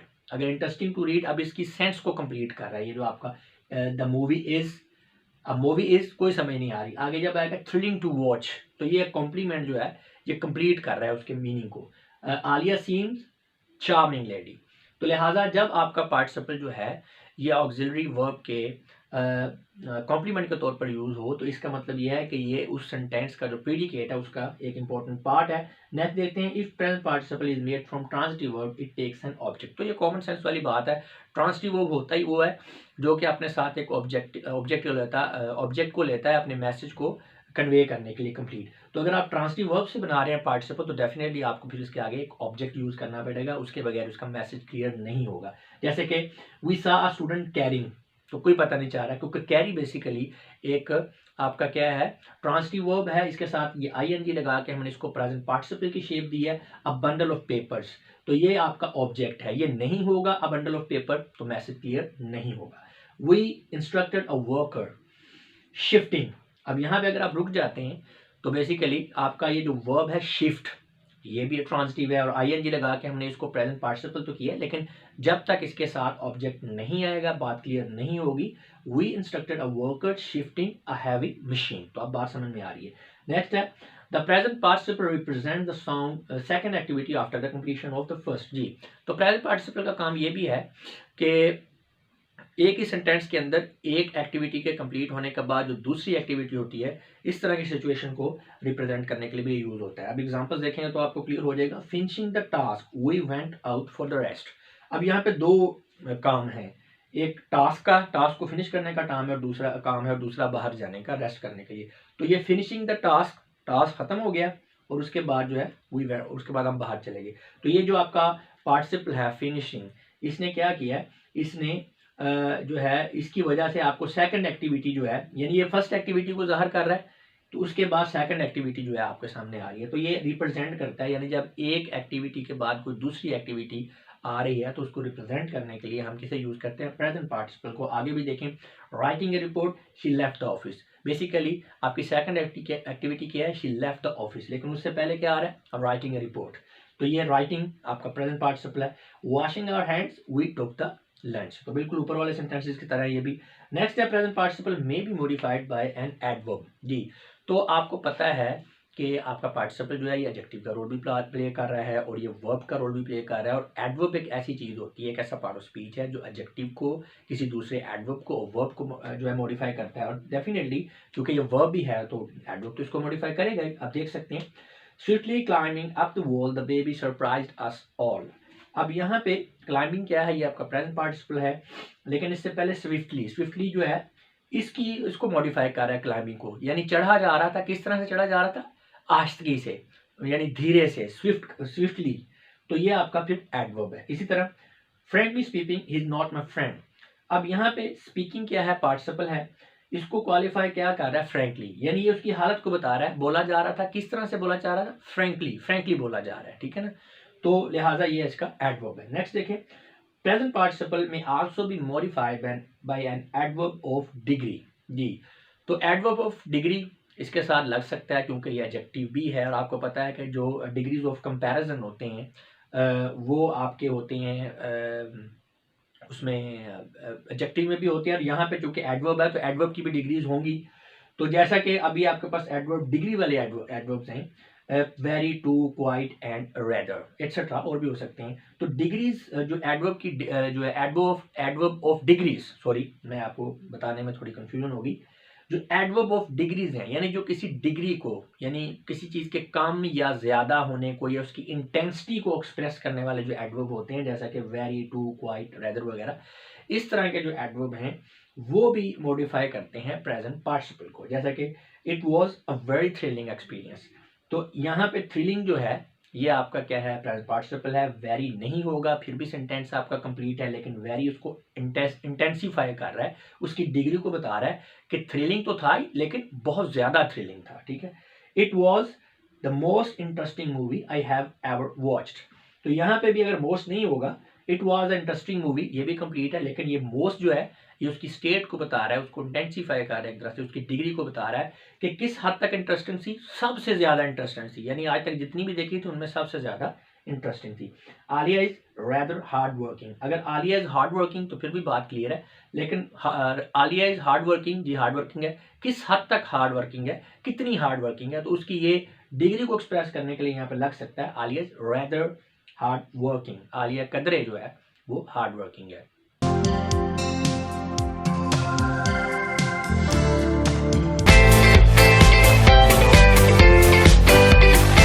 वीवर्स, हम स्टडी कर रहे हैं जनरल यूज ऑफ पार्टिसिपल्स को। तो इसमें सबसे पहले हम प्रेजेंट पार्टिसिपल को देख रहे हैं। इससे पहले इसका ए पार्ट था, अब हम इसका बी पार्ट स्टडी करेंगे। वैसे ये पूरी की पूरा वीडियो जो है ये पार्टिसिपल का पूरा टॉपिक एक वीडियो के फॉर्म में भी आपको कंप्लीट इंग्लिश कोर्स वाली पेज के अंदर अवेलेबल होगा।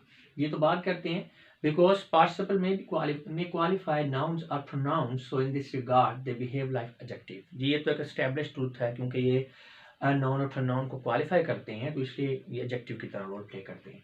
सो like adjectives they may be used attributively, predicatively and absolutely. तो हमें पता है जो एडजेक्टिव्स हैं वो तीन तरह से यूज होते हैं, एट्रीब्यूटिव यूज भी है, उनका प्रेडिकेटिव यूज भी है और एब्सोल्यूट यूज भी है। तो बिल्कुल इसी तरह ये एडजेक्टिव्स की तरह बिहेव करते हुए ये भी एट्रीब्यूटिवली, प्रेडिकेटिवली और एब्सोल्यूटली यूज होंगे। तो अगर हम इसका एट्रीब्यूटिव यूज देखें, a rolling stone gathers no moss, the roaring lion attack the hunter. अब यहाँ पे देख सकते हैं ये जो अंडरलाइन किया हुआ है ये आपके पार्टिसिपल्स हैं और ये एट्रीब्यूट यानी कोई खास सिफ्त जो है वो मंसूब कर रहे हैं स्टोन के साथ और लाइन के साथ, तो लिहाजा ये इसका एट्रीब्यूटिव यूज है। अगर किसी स्टूडेंट को एट्रीब्यूटिव यूज, प्रेडिकेटिव यूज और एब्सोल्यूट यूज के बारे में नहीं पता तो वो रेलेवेंट वीडियो देखे, उसका लिंक नीचे डिस्क्रिप्शन में दे दिया गया है। इस वीडियो के अंदर हम इस टॉपिक की डिटेल में नहीं जाएंगे, जस्ट आपको यहाँ पे बता रहे हैं कि जो आपका प्रेजेंट पार्टिसिपल है ये एट्रीब्यूटिव यूज भी है, इसका प्रेडिकेटिव यूज भी है और एब्सोल्यूटिव यूज भी है। They kept us waiting. अब ये प्रेडिकेट के अंदर आपका आ गया जी पार्टिसिपल। तो प्रेडिकेट वैसे होता है सब्जेक्ट के अलावा सेंटेंस का जितना भी हिस्सा होता है उसको हम प्रेडिकेट कहते हैं। तो अभी प्रेडिकेट में आ गया। अब वेटिंग देखें जरा, बेसिकली अस को ये कर रहा है। अब इस वेटिंग से पहले का दे केप्ट अस।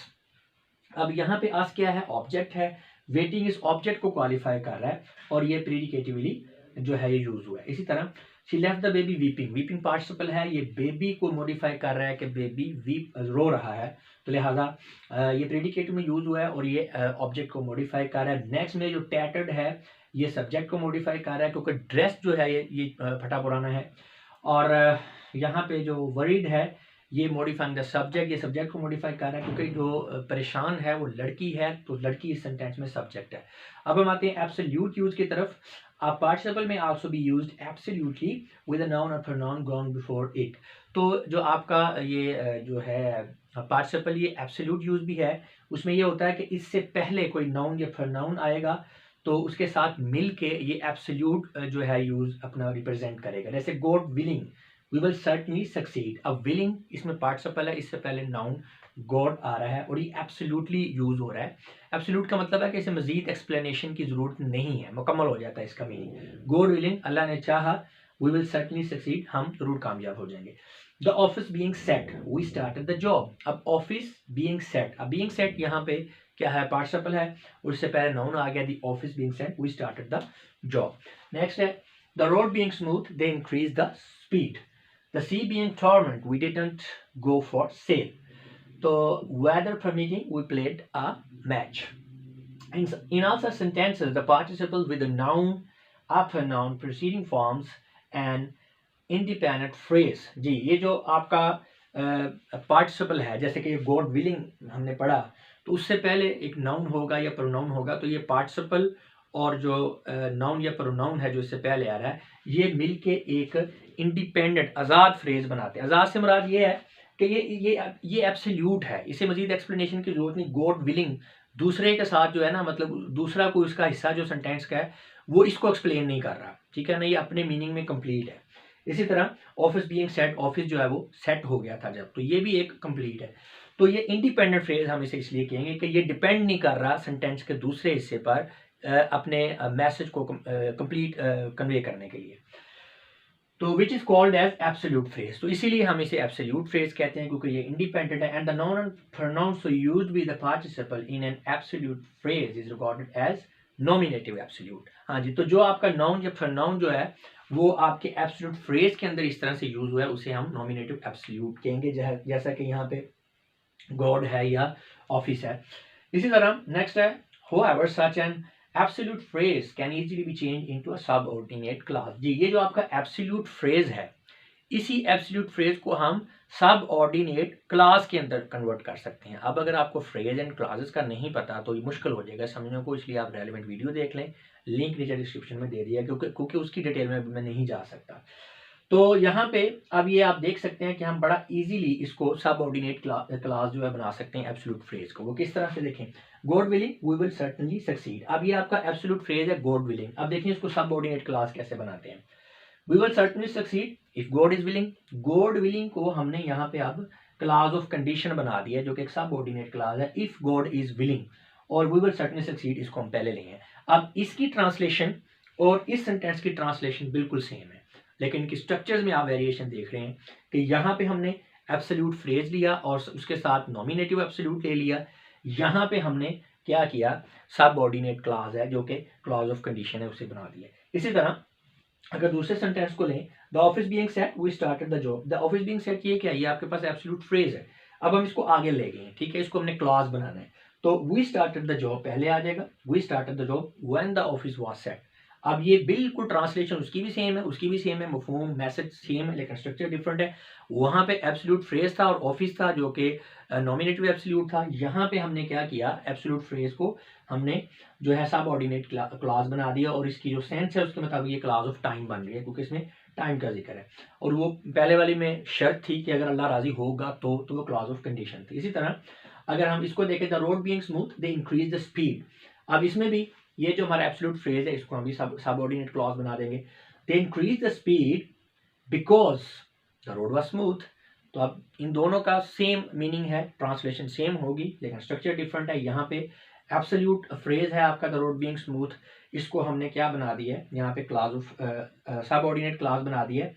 तो ये आपका जो है स्ट्रक्चर यहाँ पे चेंज हो गया है। और ये जो क्लॉज है आपकी, ये क्लॉज ऑफ रीजन है क्योंकि ये बता रही है कि जो स्पीड बढ़ाई गई है उसकी वजह क्या थी। दे इंक्रीज द स्पीड यहाँ पे बात कंप्लीट हो रही है कि उन्होंने स्पीड बढ़ा दी, बढ़ाई क्यों?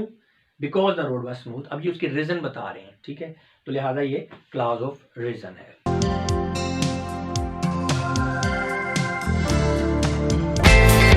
व्यूअर्स, हम स्टडी कर रहे हैं पार्टिसिपल के यूजेज के टॉपिक को, और इस सिलसिले में ये हमारा थर्ड पार्ट है जिसके अंदर हम जनरल यूज ऑफ पार्टिसिपल्स को देखेंगे। और इसके अंदर जो हमारा सब अभी जो टॉपिक चल रहा है वो पास्ट पार्टिसिपल चल रहा है। उससे पहले हमने प्रेजेंट पार्टिसिपल स्टडी किया था, और पास्ट पार्टिसिपल को भी 2 वीडियोस हैं, ये पहला पार्ट है। नेक्स्ट जो है इसके बाद वो बी पार्ट होगा पास्ट पार्टिसिपल का। तो चलें स्टार्ट करते हैं जी। पास्ट पार्टिसिपल के यूजेज को समझने की कोशिश करते हैं। Past participle denotes a completed action. Past participle जो होता है ये किसी मुकम्मल एक्शन को रिप्रेजेंट करता है, मुकम्मल जो हो गया एक्शन। जैसा कि the tired workers went to sleep, जो थके हुए थे वर्कर्स तो वो सोने के लिए चले गए। The plants were laden with flowers. The frightened man began to run off. The blinded by dust storm we went off the road. तो इसमें आप देख सकते हैं टाइड वर्कर यानी वर्कर ऑलरेडी थक चुके हैं, ठीक है ना। प्लांट्स लेडन विद फ्लावर्स यानी जो फ्लावर्स हैं, जो आपके प्लांट्स हैं वो भरे हुए हैं फूलों से। फ्राइटेंड मैन आदमी डर चुका है, डरा हुआ है, ठीक है। तो लिहाजा ये कंप्लीटेड एक्शन को रिप्रेजेंट करते हैं जी सबसे पहले आपके पास पार्टिसिपल। नेक्स्ट है जी पार्ट पार्टिसिपल्स में qualify the noun following like an adjective. जी, तो ये नाउन को भी क्वालिफाई करते हैं जो इनके बाद में आ रहे होते हैं, बिल्कुल सेम है जैसे एडजेक्टिव करता है। जैसे कि we had a weird look, अब ये आपका एडजेक्टिव है और ये आपका नाउन का रोल प्ले कर रहा है। ब्रोकन मिरर, टूटा हुआ शीशा, तो ब्रोकन यहाँ पे पास्ट पार्टिसिपल है जो कि एडजेक्टिव भी है मिरर के लिए कि वो टूटा हुआ है। Can harm your feet. The injured man were sent to hospital. अब इंजर्ड यहाँ पे पास्ट पार्टिसिपल है जो क्वालिफाई कर रहा है मैन को, तो लिहाजा ये एडजेक्टिव का रोल भी प्ले कर रहा है। नेक्स्ट देखते हैं जी past participles function as adjectives which are complements of the verb. तो पास्ट पार्टिसिपल्स जो है, एक तो ये है ना कि वो बिल्कुल नाउन से पहले आके उसको क्वालिफाई कर रहे हैं। दूसरा तरीका ये है कि वो इस तरह से एडजेक्टिव के तौर पर रोल प्ले करते हैं कि वो वर्ब के कॉम्प्लीमेंट्स के तौर पर आ रहे हैं, यानी वर्ब के फौरन बाद उसका जो फंक्शन है उसको कंप्लीट करते हैं। जैसे कि द वर्कर्स वर, कोई मीनिंग नहीं आपको समझ आएगा, लेकिन जब टाइड लग जाता है साथ में, द वर्कर्स वर टाइड, तो इसका मतलब है ये वर्ब के एक्शन को कंप्लीट कर रहे हैं, उसको मफहूम दे रहे हैं। इसी तरह the library was closed, the students were punished, students को सजा दी गई। अब यहाँ पे बेसिकली ये जो टाइड है ये एडजेक्टिव, ये क्वालिफाई किसको कर रहा है? ये वर्कर्स को क्वालिफाई कर रहा है। इसी तरह जो क्लोज्ड है ये लाइब्रेरी को क्वालिफाई कर रहा है कि लाइब्रेरी जो है ये बंद हो गई थी। इसी तरह पनिश जो है ये स्टूडेंट्स को क्वालिफाई कर रहा है कि वो जो है उन्हें सजा दी गई। तो लिहाजा यहाँ पे जो पार्टिसिपल्स हैं ये यूज हो रहे हैं एज अ सब्जेक्ट कॉम्प्लीमेंट, क्योंकि ये सब्जेक्ट को क्वालिफाई कर रहे हैं। In all these sentences past participles are used as subject complements. Next है past participle are also used as object complement. अभी यहाँ पे हमने देखा है कि जो पार्टिसिपल्स हैं ये ऑब्जेक्ट को बेसिकली क्वालिफाई कर रहे हैं, और ये ऑब्जेक्ट्स के लिए कॉम्प्लीमेंट सब्जेक्ट्स के लिए जो है वो कॉम्प्लीमेंट का रोल प्ले कर रहे हैं। अब हम इसमें देखेंगे जो पार्टिसिपल्स हैं ये ऑब्जेक्ट के कॉम्प्लीमेंट्स के तौर पर किस तरह से रोल प्ले करते हैं।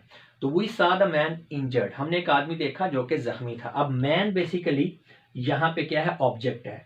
सब्जेक्ट कौन है? वी है। सा क्या है? वर्ब है। मैन ऑब्जेक्ट है। तो जो इंजर्ड है ये किसको क्वालिफाई कर रहा है? मैन को। तो लिहाजा ये यहाँ पर ऑब्जेक्ट के लिए जो है वो बन रहा है कॉम्प्लीमेंट, ऑब्जेक्ट को कॉम्प्लीमेंट है। देखिए अगर ये ना हो वी सा द मैन तो मैसेज क्लियर नहीं है। तो जैसे ही मैन के आगे इंजर्ड लगा देंगे ऑब्जेक्ट के साथ उसका क्वालिफायर लगाएंगे तो ये मीनिंग क्लियर हो जाता है। इसका मतलब है जो लफ्ज इंजर्ड है ये आपका कॉम्प्लीमेंट है ऑब्जेक्ट का। The news left them, news ने उन्हें छोड़ दिया। क्या भाई? डेज्ड, हैरान। तो यहाँ पे जो डेज है ये किसको क्वालिफाई कर रहा है? देम को। देम इसमें ऑब्जेक्ट है तो लिहाजा ये ऑब्जेक्ट क्वालिफायर है। They have heard the song, उन्होंने गाना सुना, संग, जिसे के गाया गया। तो in all this sentences the passive meaning of the past participles can be clearly understood. हाँ जी, अब यहाँ पे ये जो पास्ट पार्टिसिपल है ये एंड पे ऑब्जेक्ट कॉम्प्लीमेंट के तौर पर आ रहा है, लेकिन इससे आपको इसका पैसिव मीनिंग बड़ा इजीली क्लियर हो रहा है। यानी कि मैन इंजर्ड, इसका मतलब है कि आदमी जो है क्या है? जख्मी है, जिसे देखा गया है। देम डेज्ड यानी वो, यानी दे से देम बन गया, जो वो है वो हैरान है। ठीक है, किस बात पर? न्यूज की वजह से। इसी तरह जो गाना है, ठीक है, उसे क्या किया गया, गाया गया, जो गाया हुआ गाना है उसे सुना गया। तो लिहाजा यहाँ पे आप देख सकते हैं कि ये पैसिव मीनिंग जो है ना आपको क्लियर होता है। नो डाउट यहाँ पर ये जो आपके पास पार्टिसिपल हैं ये ऑब्जेक्ट कॉम्प्लीमेंट के तौर पर यूज हो रहे हैं, लेकिन ये पैसिव मीनिंग दे रहे हैं, ऑब्जेक्ट्स को क्वालिफाई कर रहे हैं। जैसे अभी हम इसको इस स्टाइल में लिखेंगे ना तो आपको समझ आ जाएगी। In all this sentences the passive meaning of the past participles can be clearly understood. जैसा कि अब ये पहले सेंटेंस को देखें, द मैन वॉज इंजर्ड, यानी कि बेसिकली मैन इंजर्ड का मतलब यह है कि आदमी जख्मी था। और हुआ क्या, वी saw it, हमने उसे देखा। इसी तरह दे वर डेज्ड, देखा ना, देम डेज्ड है, बेसिकली दे से देम बना, दे वर डेज्ड, वो हैरान थे किस बात पे, the news left them so, news ने उन्हें ऐसा कर दिया। अच्छा आगे आ गया, अब ये देखें सॉन्ग संग, इसका मतलब है द सॉन्ग वाज संग, किसने उसको गाया था, ये बात ही नहीं हो रही सेंटेंस में। द सॉन्ग वाज संग, गाने को गाया गया। They have heard, they heard it, उन्होंने उसे सुना। और अब नेक्स्ट जो है इसमें हम देखेंगे जो पास्ट पार्टिसिपल हैं वो एडवर्ब के तौर पर किस तरह से फंक्शंस करते हैं, लेकिन उसको देखने के लिए आपको इस टॉपिक की नेक्स्ट वीडियो को देखना पड़ेगा। वेरी बेस्ट नेक्स्ट वीडियो, ये ए पार्ट है और उसके बाद आपने बी पार्ट को देखना है। वैसे ये पूरे का पूरा टॉपिक जो है ये एक वन कंबाइंड फॉर्म के अंदर भी एक ही वीडियो की शक्ल में आपको कंप्लीट इंग्लिश कोर्स वाली प्लेलिस्ट में भी अवेलेबल हो जाएगा।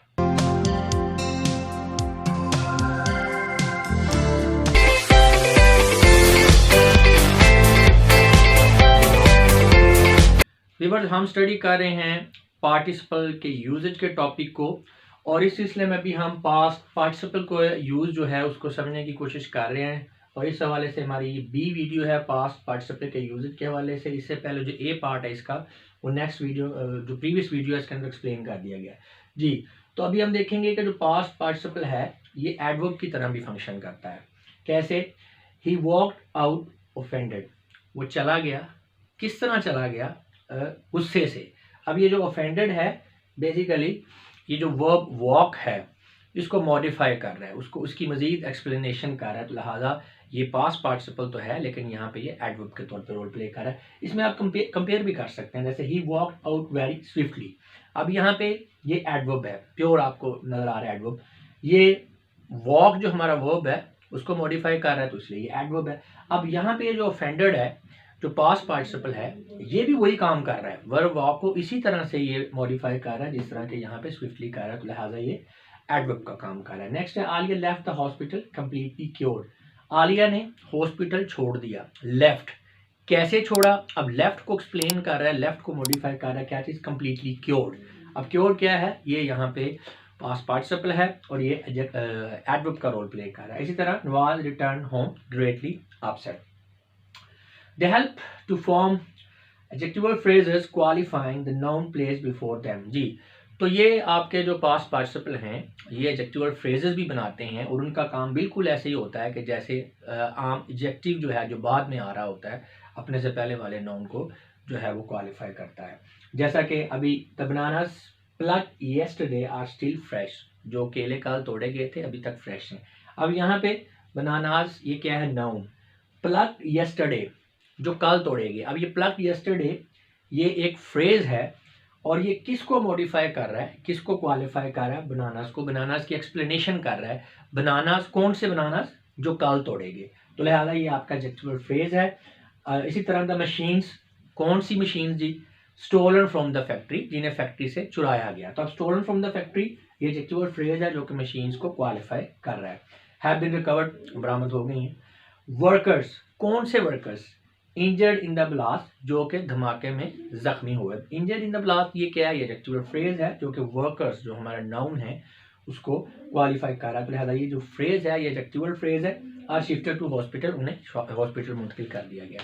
इसी तरह past participle are also used to combine sentences like present participle. Present participle की तरह जो हमारा पास्ट पार्टिसिपल है ये सेंटेंसेस को कंबाइन के काम भी कंबाइन करने के जो है रोल भी प्ले करता है। जैसे कि अभी यहाँ पे देखें दो सेंटेंसेस हैं। सेंटेंस ये है employee was fired by the boss, employee को बॉस ने बर्खास्त कर दिया। He left the office sadly, उसने बड़े अफसरदगी से ऑफिस को छोड़ा। अब ये दो सेंटेंसेस हैं, हम इन्हें कंबाइन करके एक सेंटेंस बना देंगे और जो है इसका थीम है, जो सेंस है बात का जो मैसेज है वो भी इंटैक्ट रहेगा, उसमें भी कोई चेंज नहीं आएगा।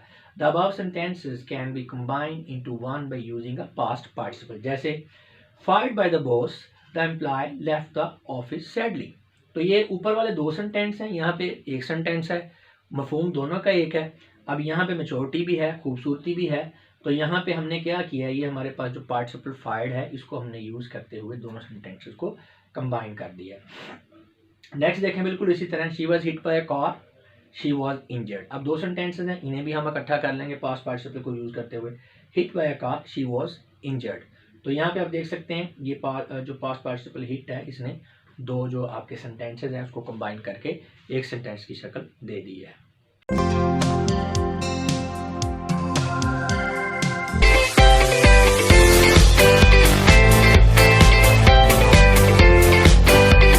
व्यूअर्स, हम स्टडी कर रहे हैं पार्टिसिपल के यूजेज के टॉपिक को, और अभी इस सिलसिले में हम परफेक्ट पार्टिसिपल के यूज को समझने की कोशिश करेंगे। The perfect participle is used to exhibit actions completed at a certain point of time in the past. आपका जो परफेक्ट पार्टिसिपल है, पहली तो बात है इसने एक्सप्रेस करना है किसी कंप्लीटेड एक्शन को, लेकिन मसला ये है कि जो हमारा पास्ट पार्टिसिपल था वो भी किसी कंप्लीटेड एक्शन को ही एक्सप्रेस करता था। अब फ़र्क ये है कि यहाँ पे जो एक्शन, कंप्लीटेड एक्शन को इसने एक्सप्रेस करना है, उसमें एक इजाफी चीज़ ये होगी कि वो एक्शन किसी खास मौके पे, किसी खास पॉइंट ऑफ टाइम के ऊपर जो वो कंप्लीट हुआ होगा। तो जैसे having completed the task we went to sleep, यानी अपने टास्क को मुकम्मल करने के बाद हम सोने के लिए चले गए। अब ये eight certain point of time in the past से मुराद ये है कि ये जो टास्क के कंप्लीट होने का जो काम है ये किसी खास मौके पर हुआ है, किसी खास टाइम पे हुआ है। कब हुआ है? जब वो सोने के लिए गए हैं, ठीक है। या इसको आप उल्ट भी कर सकते हैं कि जब वो सोने के लिए गए हैं, वो किस मौके पे सोने के लिए गए हैं? जब काम आपका कंप्लीट हुआ है। इसी तरह नेक्स्ट देखें, the sun having set the workers return home. अब सन जो है, जो सूरज है आपका, वो डूब गया है। कब डूबा है? कौन से मौके पर डूबा है? कौन से eight a certain point of time in the past जो हम कह रहे हैं, तो वो कौन सा पॉइंट है? वो ये है कि जब वर्कर्स घरों को लौटे, या इससे उल्टा कर दें आप कि वर्कर कब लौटे हैं जी? जब सूरज डूब गया। इसी तरह नेक्स्ट है, having loaded the truck the labour left the factory. तो आप देख सकते हैं कि यहाँ पे जो परफेक्ट पार्टिसिपल है ये किसी कंप्लीटेड एक्शन को एक्सप्रेस कर रहा है, और उसमें वो एक्शन जो है किसी खास मौके पे, किसी खास पॉइंट ऑफ टाइम पे हुआ है जी पास्ट में, तो इसलिए उसको एक्सप्रेस कर रहा है। वैसे अगर आपको थोड़ी बहुत कन्फ्यूजन हो रही है तो आप जो इसकी फार्मेशन वाली वीडियोज़ है ना, ये हम पढ़ रहे हैं यूजेज को। तो जो फार्मेशन वाले पहले पार्ट्स हैं उनको आप देखेंगे तो ये आपको समझ आ जाएगी कि इनकी स्ट्रक्चर कैसे होती है। तो स्ट्रक्चर में हम अभी नहीं जा रहे, हम सिर्फ इसके यूजेज को देख रहे हैं। अगर आप स्ट्रक्चर को समझना चाहते हैं तो फिर आप इनकी फार्मेशन वाली वीडियोस को देखें। नेक्स्ट है, the perfect participle may be in active और passive voice, moreover they may be the combination of present participle and past participle. जी, तो ये आपके जो हैं पैसिव फॉर्म में भी हो सकते हैं, एक्टिव फॉर्म में भी हो सकते हैं, और ये प्रेजेंट पार्टिसिपल को और पास्ट पार्टिसिपल को कंबाइन भी करते हैं। तो उसमें अब आपको ये एक्टिव एंड पैसिव वॉइस का कुछ लोगों को प्रॉब्लम होगा समझने में, तो वो मैं आपको फिर कह रहा हूँ कि अगर आपको ये चीज़ें क्लियर नहीं है, यहाँ पे जस्ट हम यूज़ को स्टडी कर रहे हैं, तो आप जो पीछे जहाँ पे फॉर्मेशन हमने देखी है ना पार्टिसिपल की, वहाँ पे जाएँ तो आपको सारा क्लियर हो जाएगा। उसमें मैंने हर चीज़ को समझाया कि एक्टिव वॉइस कैसे होंगे, पैसिव वॉइस कैसे होंगे, इनकी स्ट्रक्चर्स कैसे होगी। जी, तो अब ये देखें, having read the book we left the library. किताब को पढ़ने के बाद जो है हमने लाइब्रेरी को छोड़ दिया। अब ये एक्टिव वॉइस में है। Having learn the lesson we went out for a walk. सबक को सीख लेने के बाद जो है हम सैर के लिए चले गए, ये भी एक्टिव वॉइस है। अब पैसिव वॉइस में देखें जरा, having been informed by us they left the place at once. ठीक है, हमारी तरफ से पता चल जाने के बाद उन्होंने फौरन ही जगह को छोड़ दिया। अब यहाँ पे देखें ना, हैविंग के बाद आपका डायरेक्ट जो है वो पास्ट पार्टिसिपल है, यहाँ पे बताया हुआ है हैविंग प्लस पार्टिसिपल। इस पास्ट पार्टिसिपल से बन रही है परफेक्ट पार्टिसिपल की स्ट्रक्चर, लेकिन ये एक्टिव वॉइस की है। जब पैसिव वॉइस की आएगी तो फिर उसके साथ बिन आ जाएगा, हैविंग बिन इन्फॉर्म्ड, यानी हैविंग इन्फॉर्म्ड नहीं होगा, हैविंग बिन इन्फॉर्म्ड हो जाएगा। तो ये आपका पैसिव वॉइस हो गया। नेक्स्ट में, having been warned by the manager the worker started work properly. तो मैनेजर ने जब उनको तंबीह की तो जो मजदूर हैं या वर्कर्स हैं उन्होंने बिल्कुल ठीक तरीके से काम करना शुरू कर दिया। अब यहाँ पे भी हैविंग वार्म्ड नहीं है, हैविंग बीन वार्म्ड है।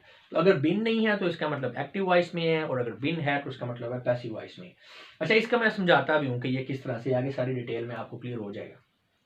Perfect participle may also combine two sentences like past participle. हाँ जी, जिस तरह पास्ट पार्टिसिपल जो है दो सेंटेंसेस को कंबाइन करता था, जैसे कि हमने उसके ये जो दूसरा पार्ट था पास्ट परफेक्ट वाला, पास्ट पार्टिसिपल वाला, उसी तरह ये जो हमारा परफेक्ट पार्टिसिपल है ये भी दो सेंटेंसेस को कंबाइन करता है। अब ये दो सेंटेंसेस है हमारे पास ए और बी, इनको जरा समझें।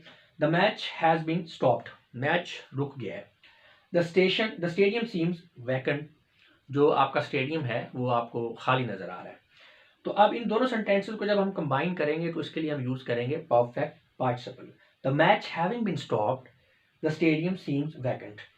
मैच के खत्म हो जाने के बाद जो है वो स्टेडियम क्या है, वो खाली नजर आ रहा है। अब देखें सेंटेंसेस यहाँ पे दो में ये बात एक्सप्रेस हुई है, या नीचे एक ही सेंटेंस जो है इस पूरे मैसेज को, यानी जो मैसेज दो सेंटेंसेस पहले कन्वे कर रहे थे अब एक सेंटेंस ही जो है वो कन्वे कर रहा है। वजह क्या है कि यहाँ पे हमने यूज कर लिया है परफेक्ट पार्टिसिपल। अच्छा, अब इसमें थोड़ा सा इसको मजीद समझते हैं। It is clear that the perfect participle is used to combine the sentence A and B into C. ये भी देख लिया कि दो सेंटेंसेस थे, हमने परफेक्ट पार्टिसिपल को यूज करके तीसरा सेंटेंस बना लिया। It must be understood that perfect participle is used to express an action completed at certain point of time in the past. ये भी हमने डिस्कस किया है कि जो हमारा परफेक्ट पार्टिसिपल है किसी ऐसे एक्शन को एक्सप्रेस करता है जो पास्ट के अंदर किसी खास मौके के ऊपर हुआ है, किसी खास पॉइंट पे हुआ है। Or completion of an act before another in the past.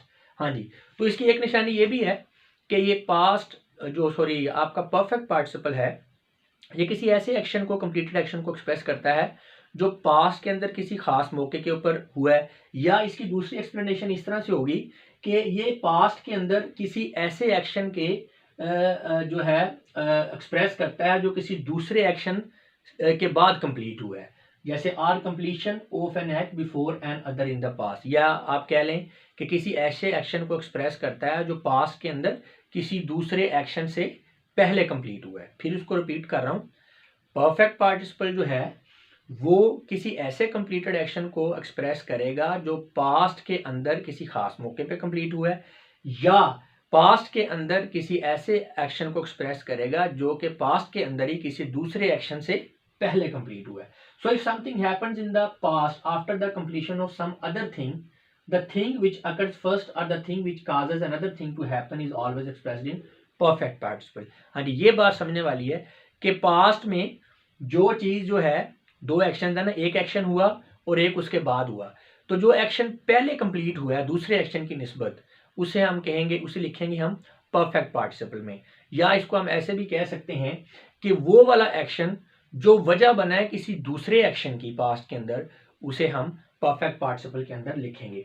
In the above example the sentence A is in the present perfect tense and sentence B is in the present indefinite tense. अब यहाँ पे देखें, the match has been stop, ये present perfect है। The stadium seems vacant, ये present indefinite tense है यहाँ पे, ठीक है। तो but when they are combined to make a sense that the stadium appears vacant after the end of the match, then we have to express the first part of the sentence, यानी sentence से into perfect participle। यानी ये देखें ना, ये बात को इसको मैं थोड़ा कंक्लूड करना चाहूंगा, सम अप करूंगा। देखें, दो सेंटेंसेस हैं, आपने पास्ट में एक्टिविटी हुई है। अब एक्टिविटी इस तरह से हुई है कि एक एक्शन पहले कंप्लीट हुआ है, उसके बाद दूसरा एक्शन कंप्लीट हुआ, या आप कह लें जो पहला एक्शन कंप्लीट हुआ है वो दूसरे एक्शन के होने की वजह बने। अब ऐसी सूरत हाल में जब हमने ऐसे दो सेंटेंसेस को, जो दो एक्शंस को एक्सप्रेस कर रहे हैं, हमने जोड़ना है, तो वो वाला एक्शन जो पास्ट में दूसरे एक्शन से पहले हुआ है उसे हमने जो है परफेक्ट पार्टिसिपल में लिखना है। या आप ऐसे कह लें कि पास्ट के अंदर दो आपके एक्शन है, तो वो वाला एक्शन जो दूसरे एक्शन की वजह बना है, रीजन बना है, यानी दूसरा एक्शन पहले एक्शन की वजह से हुआ है, तो उसे भी हम परफेक्ट पार्टिसिपल में लिखेंगे। बात एक ही है। जैसे कि आप यहाँ देखें, the match has been stop, ये आपका कौन सा है, ये आपका प्रेजेंट परफेक्ट टेंस है। द स्टेडियम सीम्स वैकेंट, ये आपका प्रेजेंट डेफिनेट टेंस है। अब जब हमने इनको जोड़ना है तो जरा गौर करें, मैच पहले स्टॉप हुआ है, मैच पहले रुका है, और स्टेडियम बाद में खाली नजर आ रहा है। डेफिनेटली मैच खत्म होने से पहले तो स्टेडियम नजर नहीं आ सकता। इसका मतलब है मैच के रुकने का जो एक्शन है वो पहले हुआ है, और स्टेडियम जो है वो बाद में खाली नजर आ रहा है। तो जैसे हमने अभी पढ़ा है कि जो पहले हुए एक्शन, उसको फिर हम किस में लेंगे, उसे हम परफेक्ट पार्टिसिपल में लेंगे, the match having been stopped, ठीक है, इसको हम दूसरी तरह से भी एक्सप्लेन कर सकते हैं। मसलन हम ये कहते हैं कि जी पहला जो एक्शन है, आप कंप्लीशन वाली तरफ नहीं जा रहे, हम कहते हैं कि जो पहला एक्शन है वो दूसरे एक्शन की वजह बना है। डेफिनेटली जब मैच स्टॉप हुआ है तो स्टेडियम जो है उसके खाली होने की नौबत आई है, वरना तो ना होता। तो इस लिहाज से भी हम कहेंगे कि जो वजह बना है, जो पहला एक्शन है, उसे भी हम पैसिव वॉइस के अंदर यानी उसको हम जो है परफेक्ट पार्टिसिपल के अंदर शो करेंगे। अच्छा, इसमें एक और एग्जांपल हम देख लेते हैं। The factory had been open, factory जो है वो खुल चुकी थी। अब ये पास्ट परफेक्ट है, इसको ज़हन में रखना है। The workers were busy running the machines, जो वर्कर्स थे वो मशीनों को चलाने में बिजी थे। अब इन दो सेंटेंसेस को जोड़ना है तो हम किस तरह से जुड़ेंगे? The factory having been open, the workers were busy running the machines. Definitely जब फैक्ट्री ओपन हुई है तो मशीन को रनिंग करने वाला काम शुरू है ना, इसलिए पहला एक्शन क्या है? फैक्ट्री के ओपन होने का। ठीक है, या आप कह लें ये जो एक्शन है वो दूसरे एक्शन का रीजन बना है, तो इसे फिर हम क्या करेंगे? इसे परफेक्ट पार्टिसिपल में लेंगे।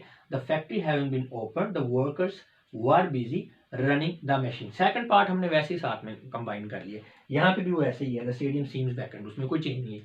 जस्ट हमने जो पहला एक्शन है उसको हम परफेक्ट पार्टिसिपल के लिए जो हमारा पहला एक्शन कंप्लीट हुआ है उसको हमने परफेक्ट पार्टिसिपल के अंदर जो है वो रिप्रेजेंट किया है। अच्छा, ये जो हमने अभी बात जितनी भी की है, इस सारी की सारी बात की एक सिंपल एक्सप्लेनेशन भी हो सकती है। ये सारी एक्सप्लेनेशन आपको पता होना चाहिए कि किस तरह से हम इसको कर सकते हैं। There may be another explanation of the formation of the above sentences which is as, because the verb of the sentence A in each case is in the passive form. हाँ जी, अब ये दो हमारे पास बेसिकली एग्जांपल है, ये वाली और एक ये वाली। अब ये जो आपका सेंटेंस ए है ये पैसिव फॉर्म में है, the match has been stopped, ये पैसिव फॉर्म में। इसी तरह इसका भी देखें, the factory had been open, तो ये भी पैसिव फॉर्म में। तो जैसे case in the passive form has been stopped and had been open, ये दोनों आपकी पैसिव फॉर्म है। So perfect participle should also be in the passive form. तो जब आपका जो पहला सेंटेंस है, जो एक्शन आपका पहले कंप्लीट हुआ है पास्ट में, जब वो आपका पैसिव वॉइस में है, उसकी वॉइस पैसिव है, तो फिर आपने जब उनको जोड़ना है, जब आपने परफेक्ट पार्टिसिपल का यूज करना है, तो उसे भी हमने पैसिव में ही लेना है। जैसे कि यहाँ पे क्या है, हैज बीन स्टॉप्ड है, ये पैसिव में है, तो बिल्कुल इसी से हमने हैविंग बीन स्टॉप्ड है। अब अगर एक्टिव में देखें ना, एक्टिव में होता तो सिर्फ इतना होता, the match having stopped, been नहीं होता। लेकिन चूंकि जो पहला सेंटेंस है वो ऑलरेडी पैसिव में है, इसलिए फिर हमने यहाँ पे भी परफेक्ट पार्टिसिपल को क्या करना है, इसको हमने पैसिव में ही लेना है। हाँ, अगर ये वाला जो हमारा सेंटेंस है ये एक्टिव वॉइस में होता तो फिर हमने यहाँ पे हैव बीन नहीं लगना था, द मैच हैविंग स्टॉप्ड, तो फिर ये भी एक्टिव में होना था। Same is the case here, यहाँ पे भी जो आपका पहला सेंटेंस है, the factory had been open, ये पैसिव में है। तो लिहाजा जब हमने इसको जोड़ना है, हमने परफेक्ट पार्टिसिपल का यूज करना, तो फिर हम उसे भी पैसिव में लिखेंगे। हाँ, अगर पहला सेंटेंस एक्टिव में होता तो फिर इसको भी हमने एक्टिव में रखना था, ये हैविंग बीन नहीं होना था, द फैक्ट्री हैविंग ओपन। ये जहन में रखिएगा कि ये एक्टिव एंड पैसिव वॉइस का थोड़ा डिफरेंस मैंने बता दिया, ये एक्टिव में है, ये पैसिव में है। अगर आपको अभी भी लेक्चर को समझने में परेशानी हो रही है, डेफिनेटली थोड़ा सा कंफ्यूजन है, मैं भी बोलते हुए थोड़ा सा आज डगमगा रहा हूँ, तो उसमें ये है कि ये जो इसके फॉर्मेशन वाले जो है ना टॉपिक्स लेक्चर्स जो हैं ये पार्टिसिपल के, वो जब आप देखेंगे तो फिर आपको प्रॉब्लम नहीं होगा। अगर आपने वो नहीं देखे हुए तो डायरेक्ट इसको समझने की कोशिश कर रहे हैं तो फिर आपको प्रॉब्लम हो सकता है। तो क्योंकि स्टेप बाय स्टेप चलना होता है, अगर आपको इनकी फॉर्मेशन का नहीं पता तो आप इनकी ये नेक्स्ट जो चीज़ें हैं इनको कभी भी नहीं समझ सकेंगे। सो यहाँ पे आप देख सकते हैं, इसको फिर मैं रिपीट कर रहा हूँ। There may be another explanation of the formation of the above sentences, which is as, because the verb of the sentence in each case is in the passive form, yani has been stopped and had been stopped, so perfect participle should also be in the passive form, यानी कि having been stopped और having been opened respectively। तो viewers, इस video के बाद अभी ये जो यूजेज वाला जो हमारा टॉपिक है ना, द पार्टिसिपल का जो यूजेज है वो कंप्लीट हो गया है। इसमें यूजेज में हमने प्रेजेंट पार्टिसिपल को देखा, पास्ट पार्टिसिपल को देखा और परफेक्ट पार्टिसिपल कंप्लीट हो गया। नेक्स्ट अभी ये टॉपिक चल रहा है, उसमें हमने इनकी करेक्शन ऑफ एरर वाली एक्सरसाइजेज को भी करना है। इसके अलावा जो क्या उसे कहते हैं प्रैक्टिस एक्सरसाइजेज हैं वो भी करनी है, तो वो भी काफ़ी इसका काम रहता है, क्योंकि जब तक आप एक्सरसाइजेज नहीं करेंगे आपको नहीं समझ आएगी कि आपको ये टॉपिक अच्छी तरह से क्लियर हुआ या नहीं हुआ। जो करेक्शन ऑफ एरर वाली एक्सरसाइजेज हैं जब वो आप करते हैं तो बहुत सारी चीज़ें आपकी उसके दौरान क्लियर होती हैं। उसके बाद फिर प्रैक्टिस एक्सरसाइजेज हैं, जो सेल्फ टेस्ट हैं आपके, तो उसमें आपको समझ आ जाती है कि किस हद तक आपको टॉपिक की समझ आ गई है।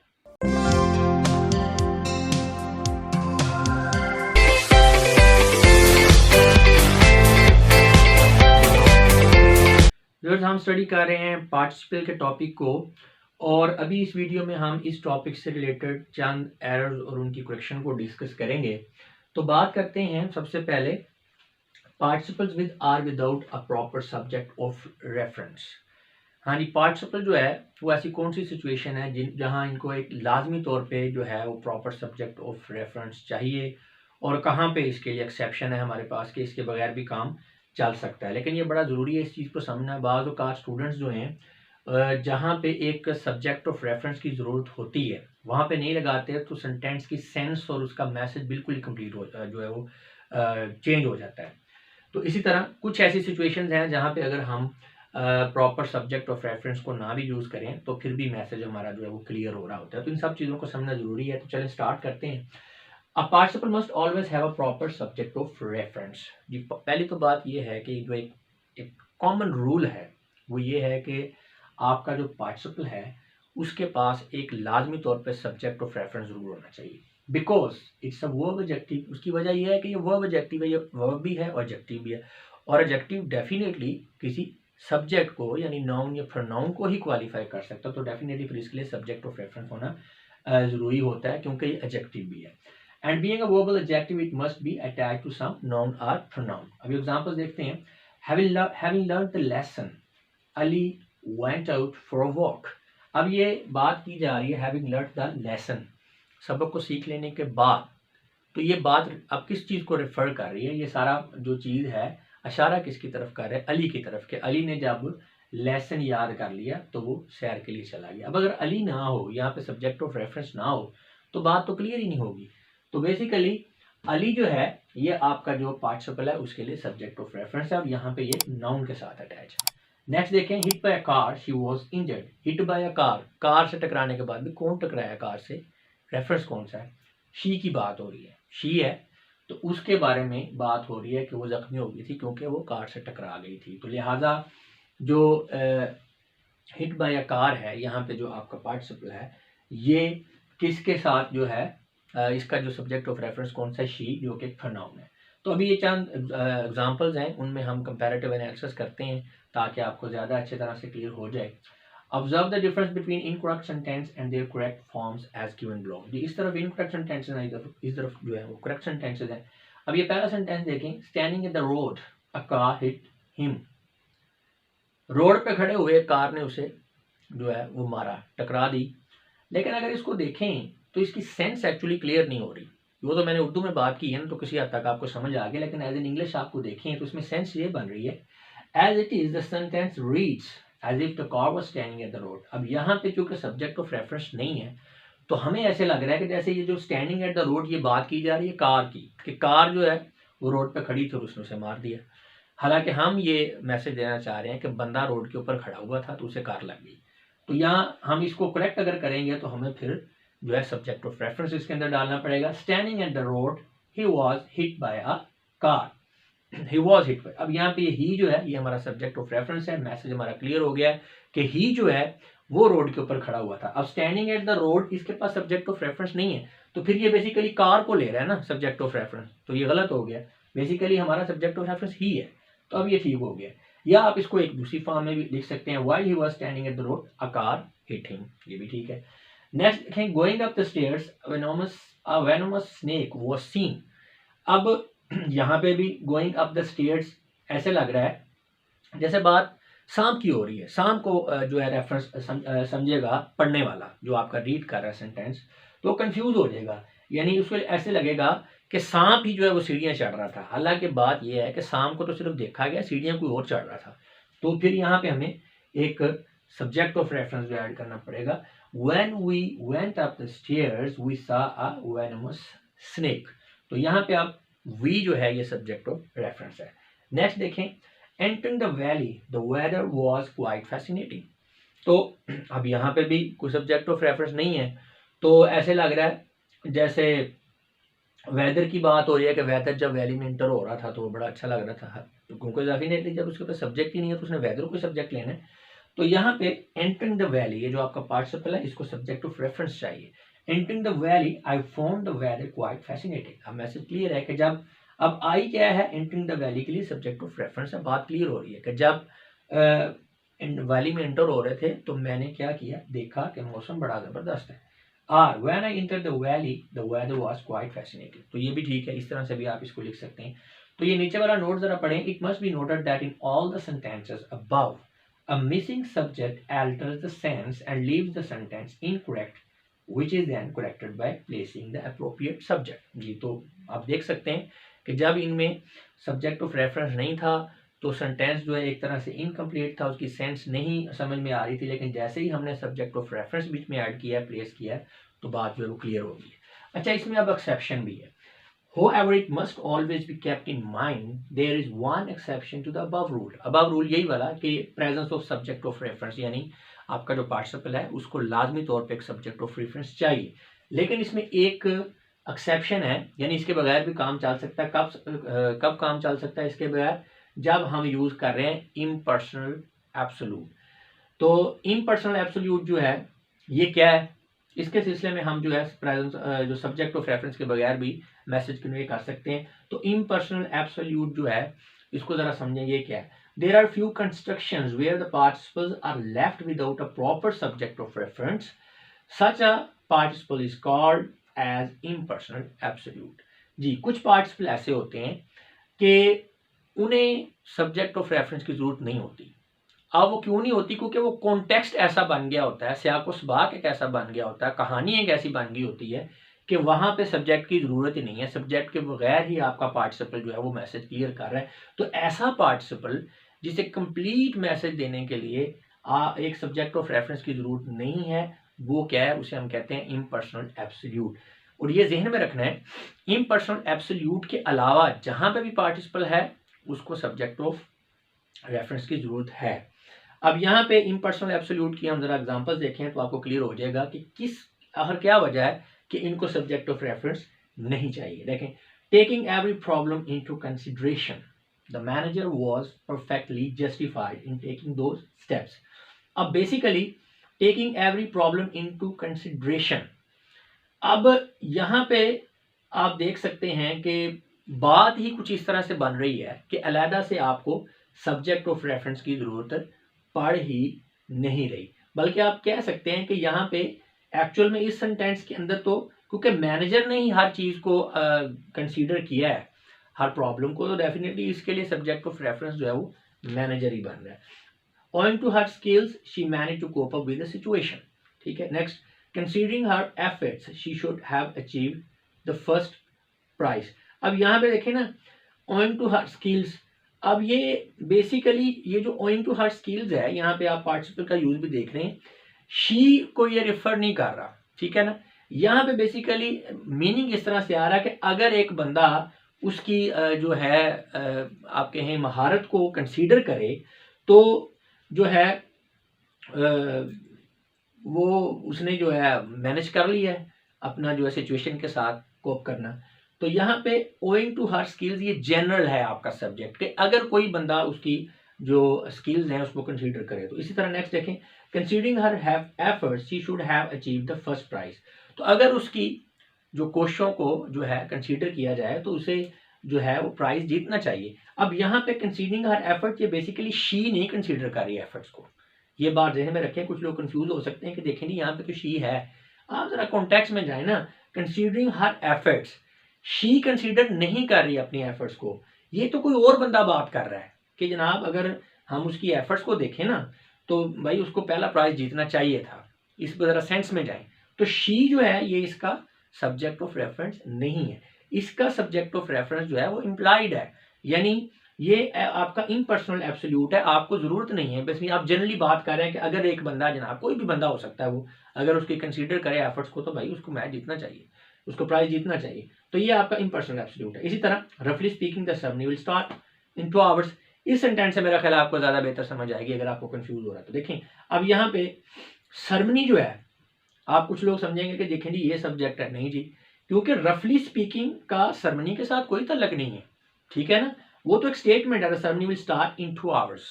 यहाँ पे रफली स्पीकिंग बेसिकली इसका मतलब ये है कि जनरल सेंस में बात हुई है कि यार अगर मुहतात अंदाजा लगाया जाए, ठीक है, या जनरली बात की जाए, उम्मीद है कि 2 घंटे बाद जो है सेरेमनी स्टार्ट हो जाएगी। अब ये जो रफली स्पीकिंग है ये आपका इम्पर्सनल एब्सोल्यूट है, इसे किसी सब्जेक्ट की जरूरत नहीं है क्योंकि जनरल बात हो रही है। तो आप कह सकते हैं इफ वन स्पीक्स, ठीक है, तो उसकी जगह हमने रफली स्पीकिंग कर ली। तो it must be noted that in all the exemplary sentences above the unexpressed subject is indefinite, यानी जो आपका अनएक्सप्रेस्ड सब्जेक्ट है यहाँ पे जिसे हमने एक्सप्रेस नहीं किया वो इनडेफिनेट है, यानी हमें पता है हम एग्जैक्टली स्पेसिफिकली किसी की बात नहीं कर रहे। यानी जो हम वर्ड यूज करते हैं ना इनडेफिनेट, इसका मतलब है गैर मुतय्यन, यानी कोई फिक्स नहीं है, कोई स्पेसिफिक बंदा नहीं है, यानी जो रफली स्पीक कर रहा है वो कोई खास बंदा नहीं, जनरल बात हो रही है कि वो कोई भी हो सकता है, कोई भी हो सकता है, इट मीन्स कि वो इनडेफिनेट है। So it can be said that रफली speaking means if one speaks रफली। तो ये इफ वन स्पीक्स रफली ये इंडेफिनेट सब्जेक्ट है, यानी आपको पता नहीं, कोई भी हो सकता है, कोई फिक्स नहीं किया हुआ, कोई स्पेसिफिक नहीं है आपके लिए। Which means the subject is not known exactly and subject matter is spoken or said in general sense without a proper noun और प्रोनाउन। तो ये जो सब्जेक्ट मैटर है, जो कहानी है या जो स्टेटमेंट हमने दी है, ये जनरल सेंस में बात की गई, इसके लिए कोई स्पेसिफिक सब्जेक्ट ने, किसी स्पेसिफिक बंदे ने ये बात नहीं की, ठीक है ना। तो यहाँ पे नाउन और प्रोनाउन हमें नहीं चाहिए क्योंकि जनरल सेंस में बात हो रही है। तो मैसेज हमारा क्लियरली जो है वो कन्वे हो रहा है, रफली speaking the ceremony will start in 2 hours. अच्छा, there are certain instances also where the subject is not mentioned in writing but is implied or understood by the context. अच्छा, बाद औक़ात ऐसा होता है कि सब्जेक्ट ऑफ रेफरेंस मौजूद होता है लेकिन लिखा हुआ नहीं होता, इंप्लाइड होता है, अंडरस्टूड होता है, क्लियर होता है, आपको पता चल रहा होता है कि इसका सब्जेक्ट कौन सा है, हालांकि लिखा नहीं होता। तो इसे भी हम कहेंगे कि उसके अंदर सब्जेक्ट ऑफ रेफरेंस है, हालांकि ऊपर वहां पे लिखा हुआ नहीं है। अभी देखेंगे एग्जांपल तो क्लियर हो जाएगा। A stick in hand she attacked on the thief. अब यहाँ पे अ स्टिक इन हैंड किसने पकड़ा हुआ है, स्टिक को किसने पकड़ा हुआ है, उसी ने पकड़ा हुआ है, शी ने। यहाँ पे आप कंफ्यूज नहीं हो रहे, मीनिंग में कंफ्यूज नहीं हो रहे। जैसे कि यहाँ पे था कि स्टैंडिंग ऑन द रोड, तो ऐसे लग रहा था जैसे हम कार की बात कर रहे हैं कि कार जो है वो स्टैंडिंग रोड के ऊपर खड़ी है। यहाँ पे ऐसा नहीं है। अ स्टिक इन हैंड, तो यहाँ पे अंडरस्टूड हो रहा है कि हैंड इसी का है जिसने चोर पे हमला किया है। तो ये यहाँ पे बगैर सब्जेक्ट के क्लियर हो रहा है कि इसका सब्जेक्ट ऑफ रेफरेंस जो है अ स्टिक इन हैंड का वो क्या है, वो शी ही है। इसी तरह dinner over we went to the cinema. अब यहाँ पे भी dinner having been over we went to the cinema. अब डिनर हैविंग बीन ओवर है तो यहाँ पे भी क्लियर हो रहा है कि भाई डिनर किनका खत्म हुआ है, भाई जो सिनेमा में गए हैं उन्हीं का डिनर खत्म हुआ है। तो लिहाजा इसके लिए भी जो प्रॉपर सब्जेक्ट जो है आपका सब्जेक्ट ऑफ रेफरेंस आपको लिखा हुआ नहीं मिल रहा, ठीक है, लेकिन इससे मैसेज आपका क्लियर हो रहा है, ये इम्प्लाइड है। यहाँ पे इसका मतलब है स्टिक इन हैंड, इसका जो है सब्जेक्ट ऑफ रेफरेंस ये इम्प्लाइड है, आपको कॉन्टेक्स्ट पता चल रहा है कि इसी के हाथ में छड़ी है, शी के हाथ में छड़ी। इसीलिए डिनर हैविंग बीन ओवर, यहाँ पे भी आपको कॉन्टेक्स्ट से ही पता चल रहा है कि जनाब ये बात उन्हीं की हो रही है, हमारी बात हो रही है, जो बता रहे हैं आपको वी, यानी वी ही इसका जो है सब्जेक्ट ऑफ रेफरेंस है। नो डाउट ये आपको लिखा हुआ नहीं नजर आ रहा, लेकिन ये आपको सब्जेक्ट मैटर से क्लियर है। अगर अभी भी आपको कंफ्यूजन हो रही है ना, तो यहाँ से आप इसको कंपेयर करें कि यहाँ पे जब हमने सब्जेक्ट ऑफ रेफरेंस जो है नहीं लिखा था तो मीनिंग क्या हो रहा था, यहाँ पे हमने सब्जेक्ट ऑफ रेफरेंस नहीं लिखा तो फिर मीनिंग क्या हो रहा है। तो आपको समझ आ जाएगी जब हम यहाँ पे सब्जेक्ट ऑफ रेफरेंस नहीं लिख रहे थे तो सेंस बिल्कुल क्लियर होती ही नहीं थी, लेकिन यहाँ पे हमने सब्जेक्ट ऑफ रेफरेंस लिखा हुआ नहीं है लेकिन सेंस जो है नजर आ रही है। अभी भी आप कंफ्यूज हो रहे हैं तो फिर मैं आपको कहूंगा कि इसको रीड करें बार बार। ये जो आपके नोट्स हैं एक तरह से, ये जो आप स्क्रीनशॉट ले लेते हैं, इनको 2-3 दफ़ा पढ़ें, समझें, पूरे टॉपिक में पीछे जाएं, इसकी फॉर्मेशन को स्टडी करें, पार्टिसिपल की, इसके बाद इसका यूजेज को पढ़ाया गया उसको समझें, तो फिर आपको ये क्लियर हो जाएगा। ये एक ही बार में बात चीज़ें जो हैं फोई से क्लियर नहीं होती। अब जो नया बंदा है ना, मेरे ख्याल में पार्टिसिपल एक ही दफ़ा लेक्चर लेने से उसको क्लियर नहीं होगा, उसे 2-3 बार जो है ना उसको इसको गो थ्रू होना पड़ेगा। जब आप रिवाइज कर रहे होते हैं तो वीडियो को सुनना जरूरी नहीं होता, आप जस्ट जो आपने ये जो स्क्रीनशॉट लिया होता है इसी को रीड कर लिया करें, तो बहुत सारी चीज़ें जो क्लियर हो रही हैं। अभी इस टॉपिक के हवाले से कुछ रहता है तो ये जो कोई जगह खत्म होगी, अभी स्लाइड चेंज हो रही है, मैं आगे से हट रहा हूँ, इसका भी आप स्क्रीनशॉट ले लें। वैसे तो मैं स्टार्ट में भी मौका दे देता हूँ, इसके बाद जो है फ़ौरन से ही बोर्ड स्लाइड चेंज होगी तो उसका भी स्क्रीनशॉट ले लीजिएगा। फिर इस लेक्चर का बाकी हिस्सा स्टार्ट करते हैं स्लाइड चेंज के बाद। तो ये स्क्रीनशॉट ले लें।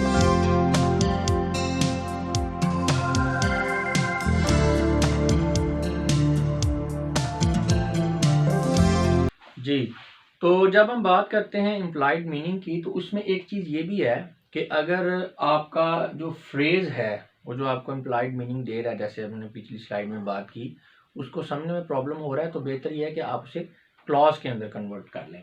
It must also be kept in mind when the participles contain an implied meaning, it can be better understood by changing the participle phrase into a clause of time.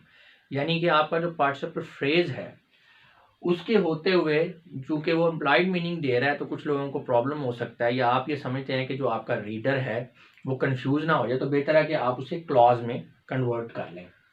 अब clause of time भी हो सकती है, clause of concession भी हो सकती है, condition भी हो सकती है, etcetera etcetera.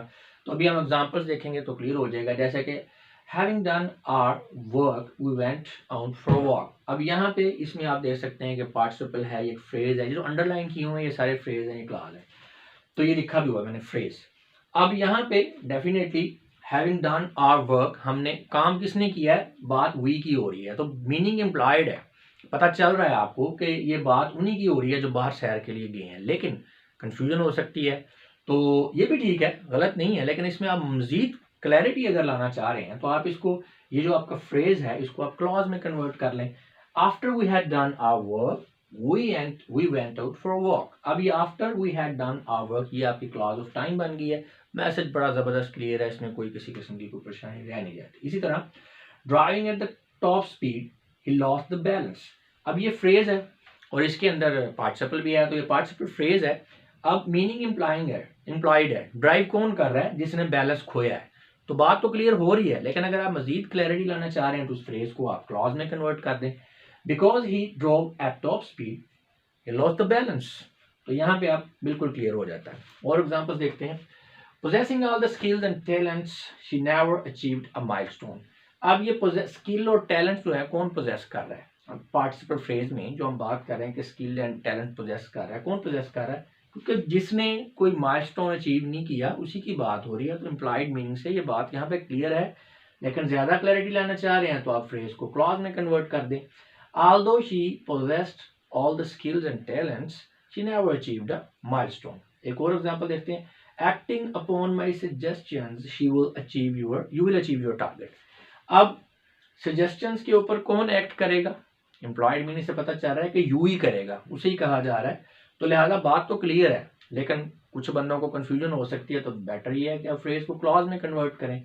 If you act upon my suggestion you will achieve your target. अगर आप मेरी जो सजेशंस हैं उसके ऊपर आप अमल करते हैं तो आप कामयाब हो जाएंगे। तो अब यहाँ पे ये हमने क्या किया, ये क्लॉज ऑफ कंडीशन होगी, ठीक है। अब फ्रेज एंड क्लॉज का किसी को कॉन्सेप्ट नहीं पता और क्लॉजेस की टाइप्स का नहीं पता, तो इस टॉपिक में तो हम नहीं उस डिटेल में जाएंगे। लिंक नीचे शेयर कर दिया गया, आप वहाँ पे जाके इनको देख सकते हैं अगर आपको प्रॉब्लम हो रहा है तो। 3 word save including the manager. अब इंक्लूडिंग द मैनेजर, अब बात क्लियर है यहाँ पे कि जो मैनेजर भी उन 3 के अंदर शामिल है, ठीक है, लेकिन कंफ्यूजन हो रही है तो आप इसको भी क्लॉज में कर लें। There were three were saved if the manager is included. तो अब यहाँ पे हमने फ्रेज को क्लॉज ऑफ कंडीशन में कन्वर्ट कर दिया। तो व्यूअर्स ये था थोड़ा सा जो हमारा पार्टिसिपल का टॉपिक है, उसके जब अगर यूजेज की बात करें तो उस हवाले से ये करेक्शन ऑफ एरर वाली एक छोटी सी एक्सरसाइज थी। उम्मीद है कि आपको काफ़ी इससे जो है बेनिफिट हुआ होगा, जो चीज़ें हमने पीछे पढ़ी थी फॉर्मेशन में, यूजेज में, तो इस एक्सरसाइज में आके वो काफ़ी उसमें क्लैरिटी मजीद आ जाती है। अब इसके बाद हमारा सेल्फ टेस्ट का सिलसिला शुरू हो रहा है।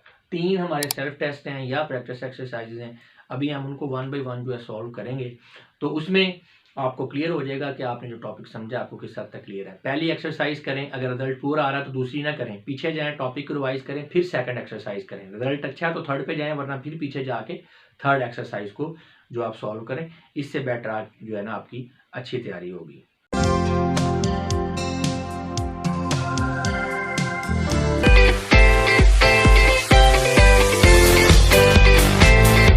व्यूअर्स हम स्टडी कर रहे हैं पार्टिसिपल के टॉपिक को, और इस सिलसिले में अभी हम इस टॉपिक से रिलेटेड एक प्रैक्टिस एक्सरसाइज को सॉल्व करने की कोशिश करेंगे। जो हमारे पुराने व्यूअर्स हैं उनको पता है कि हम किस तरह से काम करवा रहे हैं, तो अपना काम स्टार्ट कर सकते हैं। नए लोगों को थोड़ा सा गाइड करना चाहूँगा। व्यूअर्स अब सिलसिला कुछ इस तरह से है कि हमारे चैनल पे हम जब भी कोई टॉपिक कवर करवाते हैं इंग्लिश का, तो उस टॉपिक से रिलेटेड उस टॉपिक के आखिर में हम एक से ज़्यादा प्रैक्टिस एक्सरसाइज ज़रूर सॉल्व करवाते हैं। इन प्रैक्टिस एक्सरसाइज को हम नॉर्मली सेल्फ टेस्ट का नाम देते हैं, क्योंकि ये ना सिर्फ आपको प्रैक्टिस मटेरियल अवेलेबल कर रही होती हैं, एक प्रैक्टिस का मौका आपको मिल रहा होता है, बल्कि आपकी सेल्फ एवेल्यूएशन भी हो रही होती है, और जो कि बहुत ज़रूरी है। आपने जब एक टॉपिक कवर किया है, उसके बाद जब आप प्रैक्टिस एक्सरसाइज को सॉल्व करते हैं, खुद को एवेल्यूएट करते हैं, आपको समझ आ जाती है कि आपको टॉपिक किस हद तक समझ आया। अगर गलतियाँ ज़्यादा हैं, पुअर है रिजल्ट, तो आप दोबारा टॉपिक को समझें। अगर सेटिस्फैक्ट्री है तो आप आगे मूव ऑन कर जाएँ। तो उसमें अब ये भी हमारा चूँकि पार्टिसिपल का टॉपिक खत्म हुआ है, उसमें पहले हमने पार्टिसिपल की टाइप्स को स्टडी किया, उनकी फॉर्मेशन, फिर उसके यूजेज को डिटेल के अंदर स्टडी किया। उसके बाद इस वीडियो से पहले एक करेक्शन ऑफ कॉमन एरर्स वाली एक्सरसाइज सॉल्व करवाई गई है। उसके बाद अब ये 3 टेस्ट हैं, 3 सेल्फ टेस्ट हैं, तीनों का फॉर्मेट थोड़ा डिफरेंट रखा गया है। ये पहला सेल्फ टेस्ट है, उसके बाद सेकंड और थर्ड जो अगली 2 वीडियोज़ में अंदर आपको मिलेगा। तो आप एक सेल्फ टेस्ट को सॉल्व करें, अपने रिजल्ट को चेक करें, अगर तो रिजल्ट ठीक है तो फिर सेकंड कर लें और फिर थर्ड एक्सरसाइज को सॉल्व करें। और अगर आपका रिजल्ट जो है सेटिस्फैक्टरी नहीं है, तो फिर आपने फर्स्ट से सेकंड एक्सरसाइज पे नहीं जाना। आपने क्या करना है आपने फिर दोबारा टॉपिक को रिवाइज करें और फिर सेकंड एक्सरसाइज सॉल्व करें। इसी तरह अगर रिजल्ट आपका सही नहीं है तो एक दफ़ा फिर आप टॉपिक को स्टडी करें और फिर थर्ड एक्सरसाइज सॉल्व करें, ताकि आपकी प्रैक्टिस भी अच्छी हो जाए और टॉपिक भी आपको अच्छी तरह से क्लियर हो जाए। अब बात करते हैं हम इस पर्टिकुलर एक्सरसाइज की। अब यहाँ पे क्वेश्चन है कि आपने पहली तो बात है इन सेंटेंसेस के अंदर पार्टिसिपल को आइडेंटिफाई करना है। यहाँ पे लिखा भी हुआ है मैंने, आइडेंटिफिकेशन एंड यूजेज। तो आपने इसको देखना है कि इसमें आइडेंटिफाई करना है और ये भी देखना है कि ये प्रेजेंट है, पास्ट है, ये परफेक्ट है। ठीक है। Also mention that how a participle is used in each sentence, और आपने ये भी साथ में एक्सप्रेस करना है कि जो पार्टिसिपल है वो किस तरह से यूज हुआ है, यानी वो क्या रोल क्या प्ले कर रहा है सेंटेंस के अंदर। तो इधर आपके ये क्वेश्चन है, 20 सेंटेंसेस है, इधर ये क्वेश्चन आपके आंसर्स है, आंसर किया आपको दे दी गई है, स्क्रीनशॉट आप ले लेंगे। उसके बाद आपने आंसर्स को नहीं देखना, जस्ट आपने इसको देखते हुए क्वेश्चन को अपनी नोटबुक के ऊपर अपनी एक्सरसाइज को सॉल्व करें।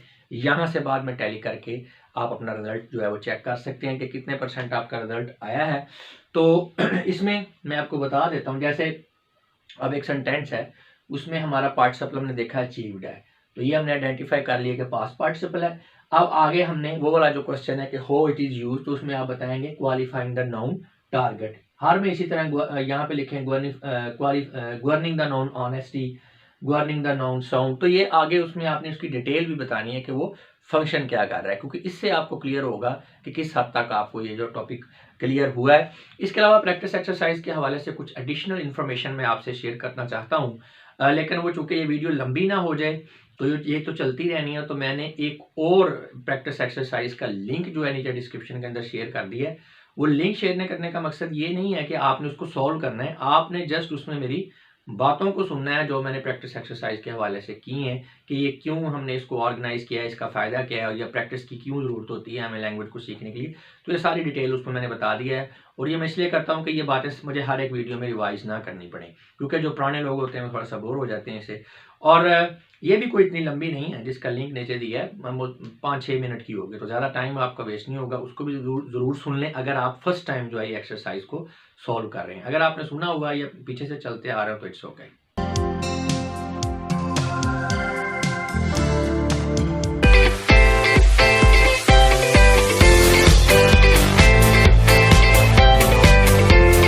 हम स्टडी कर रहे हैं पार्टिसिपल के टॉपिक को, और इस सिलसिले में इस टॉपिक से रिलेटेड एक प्रैक्टिस एक्सरसाइज को सॉल्व करने जा रहे हैं हम इस वीडियो में। हमारे जो पुराने व्यूअर्स हैं उनको पता है कि किस तरह से काम करना है, तो अपना काम स्टार्ट कर सकते हैं। नए लोगों को थोड़ा सा गाइड करना चाहूँगा। व्यूअर्स, हम अपने चैनल पे जब भी इंग्लिश से रिलेटेड, इंग्लिश लैंग्वेज से रिलेटेड किसी टॉपिक को कवर करवाते हैं, तो उस टॉपिक के बाद उस टॉपिक से रिलेटेड एक या एक से ज़्यादा प्रैक्टिस एक्सरसाइज को ज़रूर सॉल्व करवाते हैं।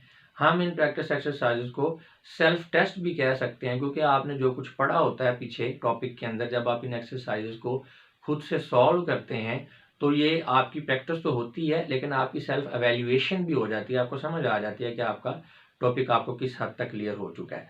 तो अब उसमें अगर हम इस एक्सरसाइज की बात करें, ये हमारा भी टॉपिक चल रहा है पार्टिसिपल, और इसके ख़त्म होने के बाद हमने करेक्शन ऑफ कॉमन एरर्स वाली एक्सरसाइज की है, एक बड़ी ज़बरदस्त।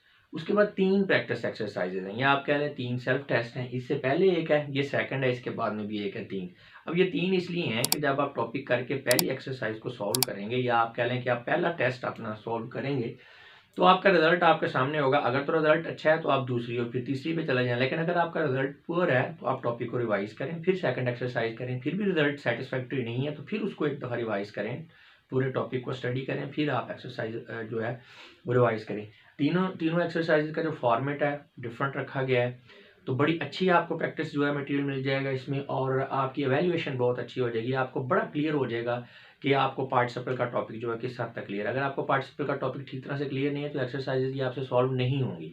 इससे पहले हमने पार्टिसिपल की टाइप्स को डिस्कस किया है टॉपिक के दौरान, उसमें हमने इसकी फॉर्मेशन को डिस्कस किया है, इसके बाद इसके यूजेज की बात की गई और अभी इसके प्रैक्टिस एक्सरसाइजेज का सिलसिला चाह रहा हो। तो ये बड़ा एक ज़बरदस्त और हेल्थी प्रोग्राम है जो ये हम एक्सरसाइजेज को सॉल्व करवाते हैं और आपको ज़रूर करना चाहिए। उसमें इसके अलावा कुछ एडिशनल इन्फॉर्मेशन है जो मैं प्रैक्टिस एक्सरसाइजेस के हवाले से आप लोगों से जो शेयर करना चाहता हूँ, लेकिन चूंकि ये चल रही है मुसलसल तो एक ही बात को रिपीट करने से फिर जो पुराने लोग हैं बोर होते हैं और किया जा भी नहीं सकता। तो इसलिए मैंने एक पुरानी प्रैक्टिस एक्सरसाइज जिसके अंदर मैंने थोड़ा डिटेल के अंदर बात की, उसका लिंक नीचे डिस्क्रिप्शन के अंदर शेयर कर दी है, तो आपने उसको भी एक दफ़ा सुन लेना है अगर आप पहली दफ़ा इस एक्सरसाइज को सॉल्व कर रहे हैं। अगर पहले आप करते रहते हैं तो फिर तो आपको पता ही होगा। उसके अंदर भी आपने मटेरियल में या कंटेंट में नहीं जाना, जस्ट आपने वो मेरी बातें सुननी है जो एक्सरसाइज के हवाले से या इंग्लिश लैंग्वेज के अंदर प्रैक्टिस की क्या इंपॉर्टेंट है, इस हवाले से मैं सारी डिटेल में बात करता हूँ और वो आप सुन लें और इंशाल्लाह उसका भी आपको बड़ा फ़ायदा होगा। और वो भी कुछ ज़्यादा लंबी नहीं है, 5-6 मिनट की जो है लेंथ है उस वीडियो की भी। तो चलें जी, इसको आप सोल्व कर लें। जो है इसमें इस साइड पे आपके क्वेश्चन दिए हुए हैं 20 और इस साइड पे आपके ये आंसर्स हैं। आपने आंसर्स को पहले नहीं देखना, स्क्रीनशॉट ले लेना है। स्क्रीनशॉट के लिए चांस मैं पहले ही दे देता हूँ वीडियो स्टार्ट होते हुए। अब इसके क्वेश्चन को एक दफ़ा देख लें। Combine the following sentences, combine each pair bye using a participle. अब ये जो एक क्वेश्चन है आपका, उसमें बेसिकली 2 सेंटेंसेस हैं या पेयर ऑफ सेंटेंसेस है, आपने इनको कंबाइन करना है। कंबाइन किस तरह से करना है, साथ में आप पार्टिसिपल का यूज़ करेंगे। जैसे कि अभी आप देख सकते हैं कि यहाँ पे पहला सेंटेंस जो है उसमें वहाँ पे पार्टिसिपल नहीं है, 2 सेंटेंस है, यहाँ पे एक ही सेंटेंस बना दिया गया पार्टिसिपल को यूज़ करते हुए। तो आप इस तरह से 20 क्वेश्चंस को अपनी नोटबुक के ऊपर जो है सॉल्व करें खुद से, उसके बाद यहाँ पे दिए गए जो आंसर्स हैं उनके साथ टैली कर लें, तो आपका रिजल्ट आपके सामने होगा। तो चलें जी, आप अब इसको सॉल्व करें। हम मिलते हैं थर्ड एक्सरसाइज में।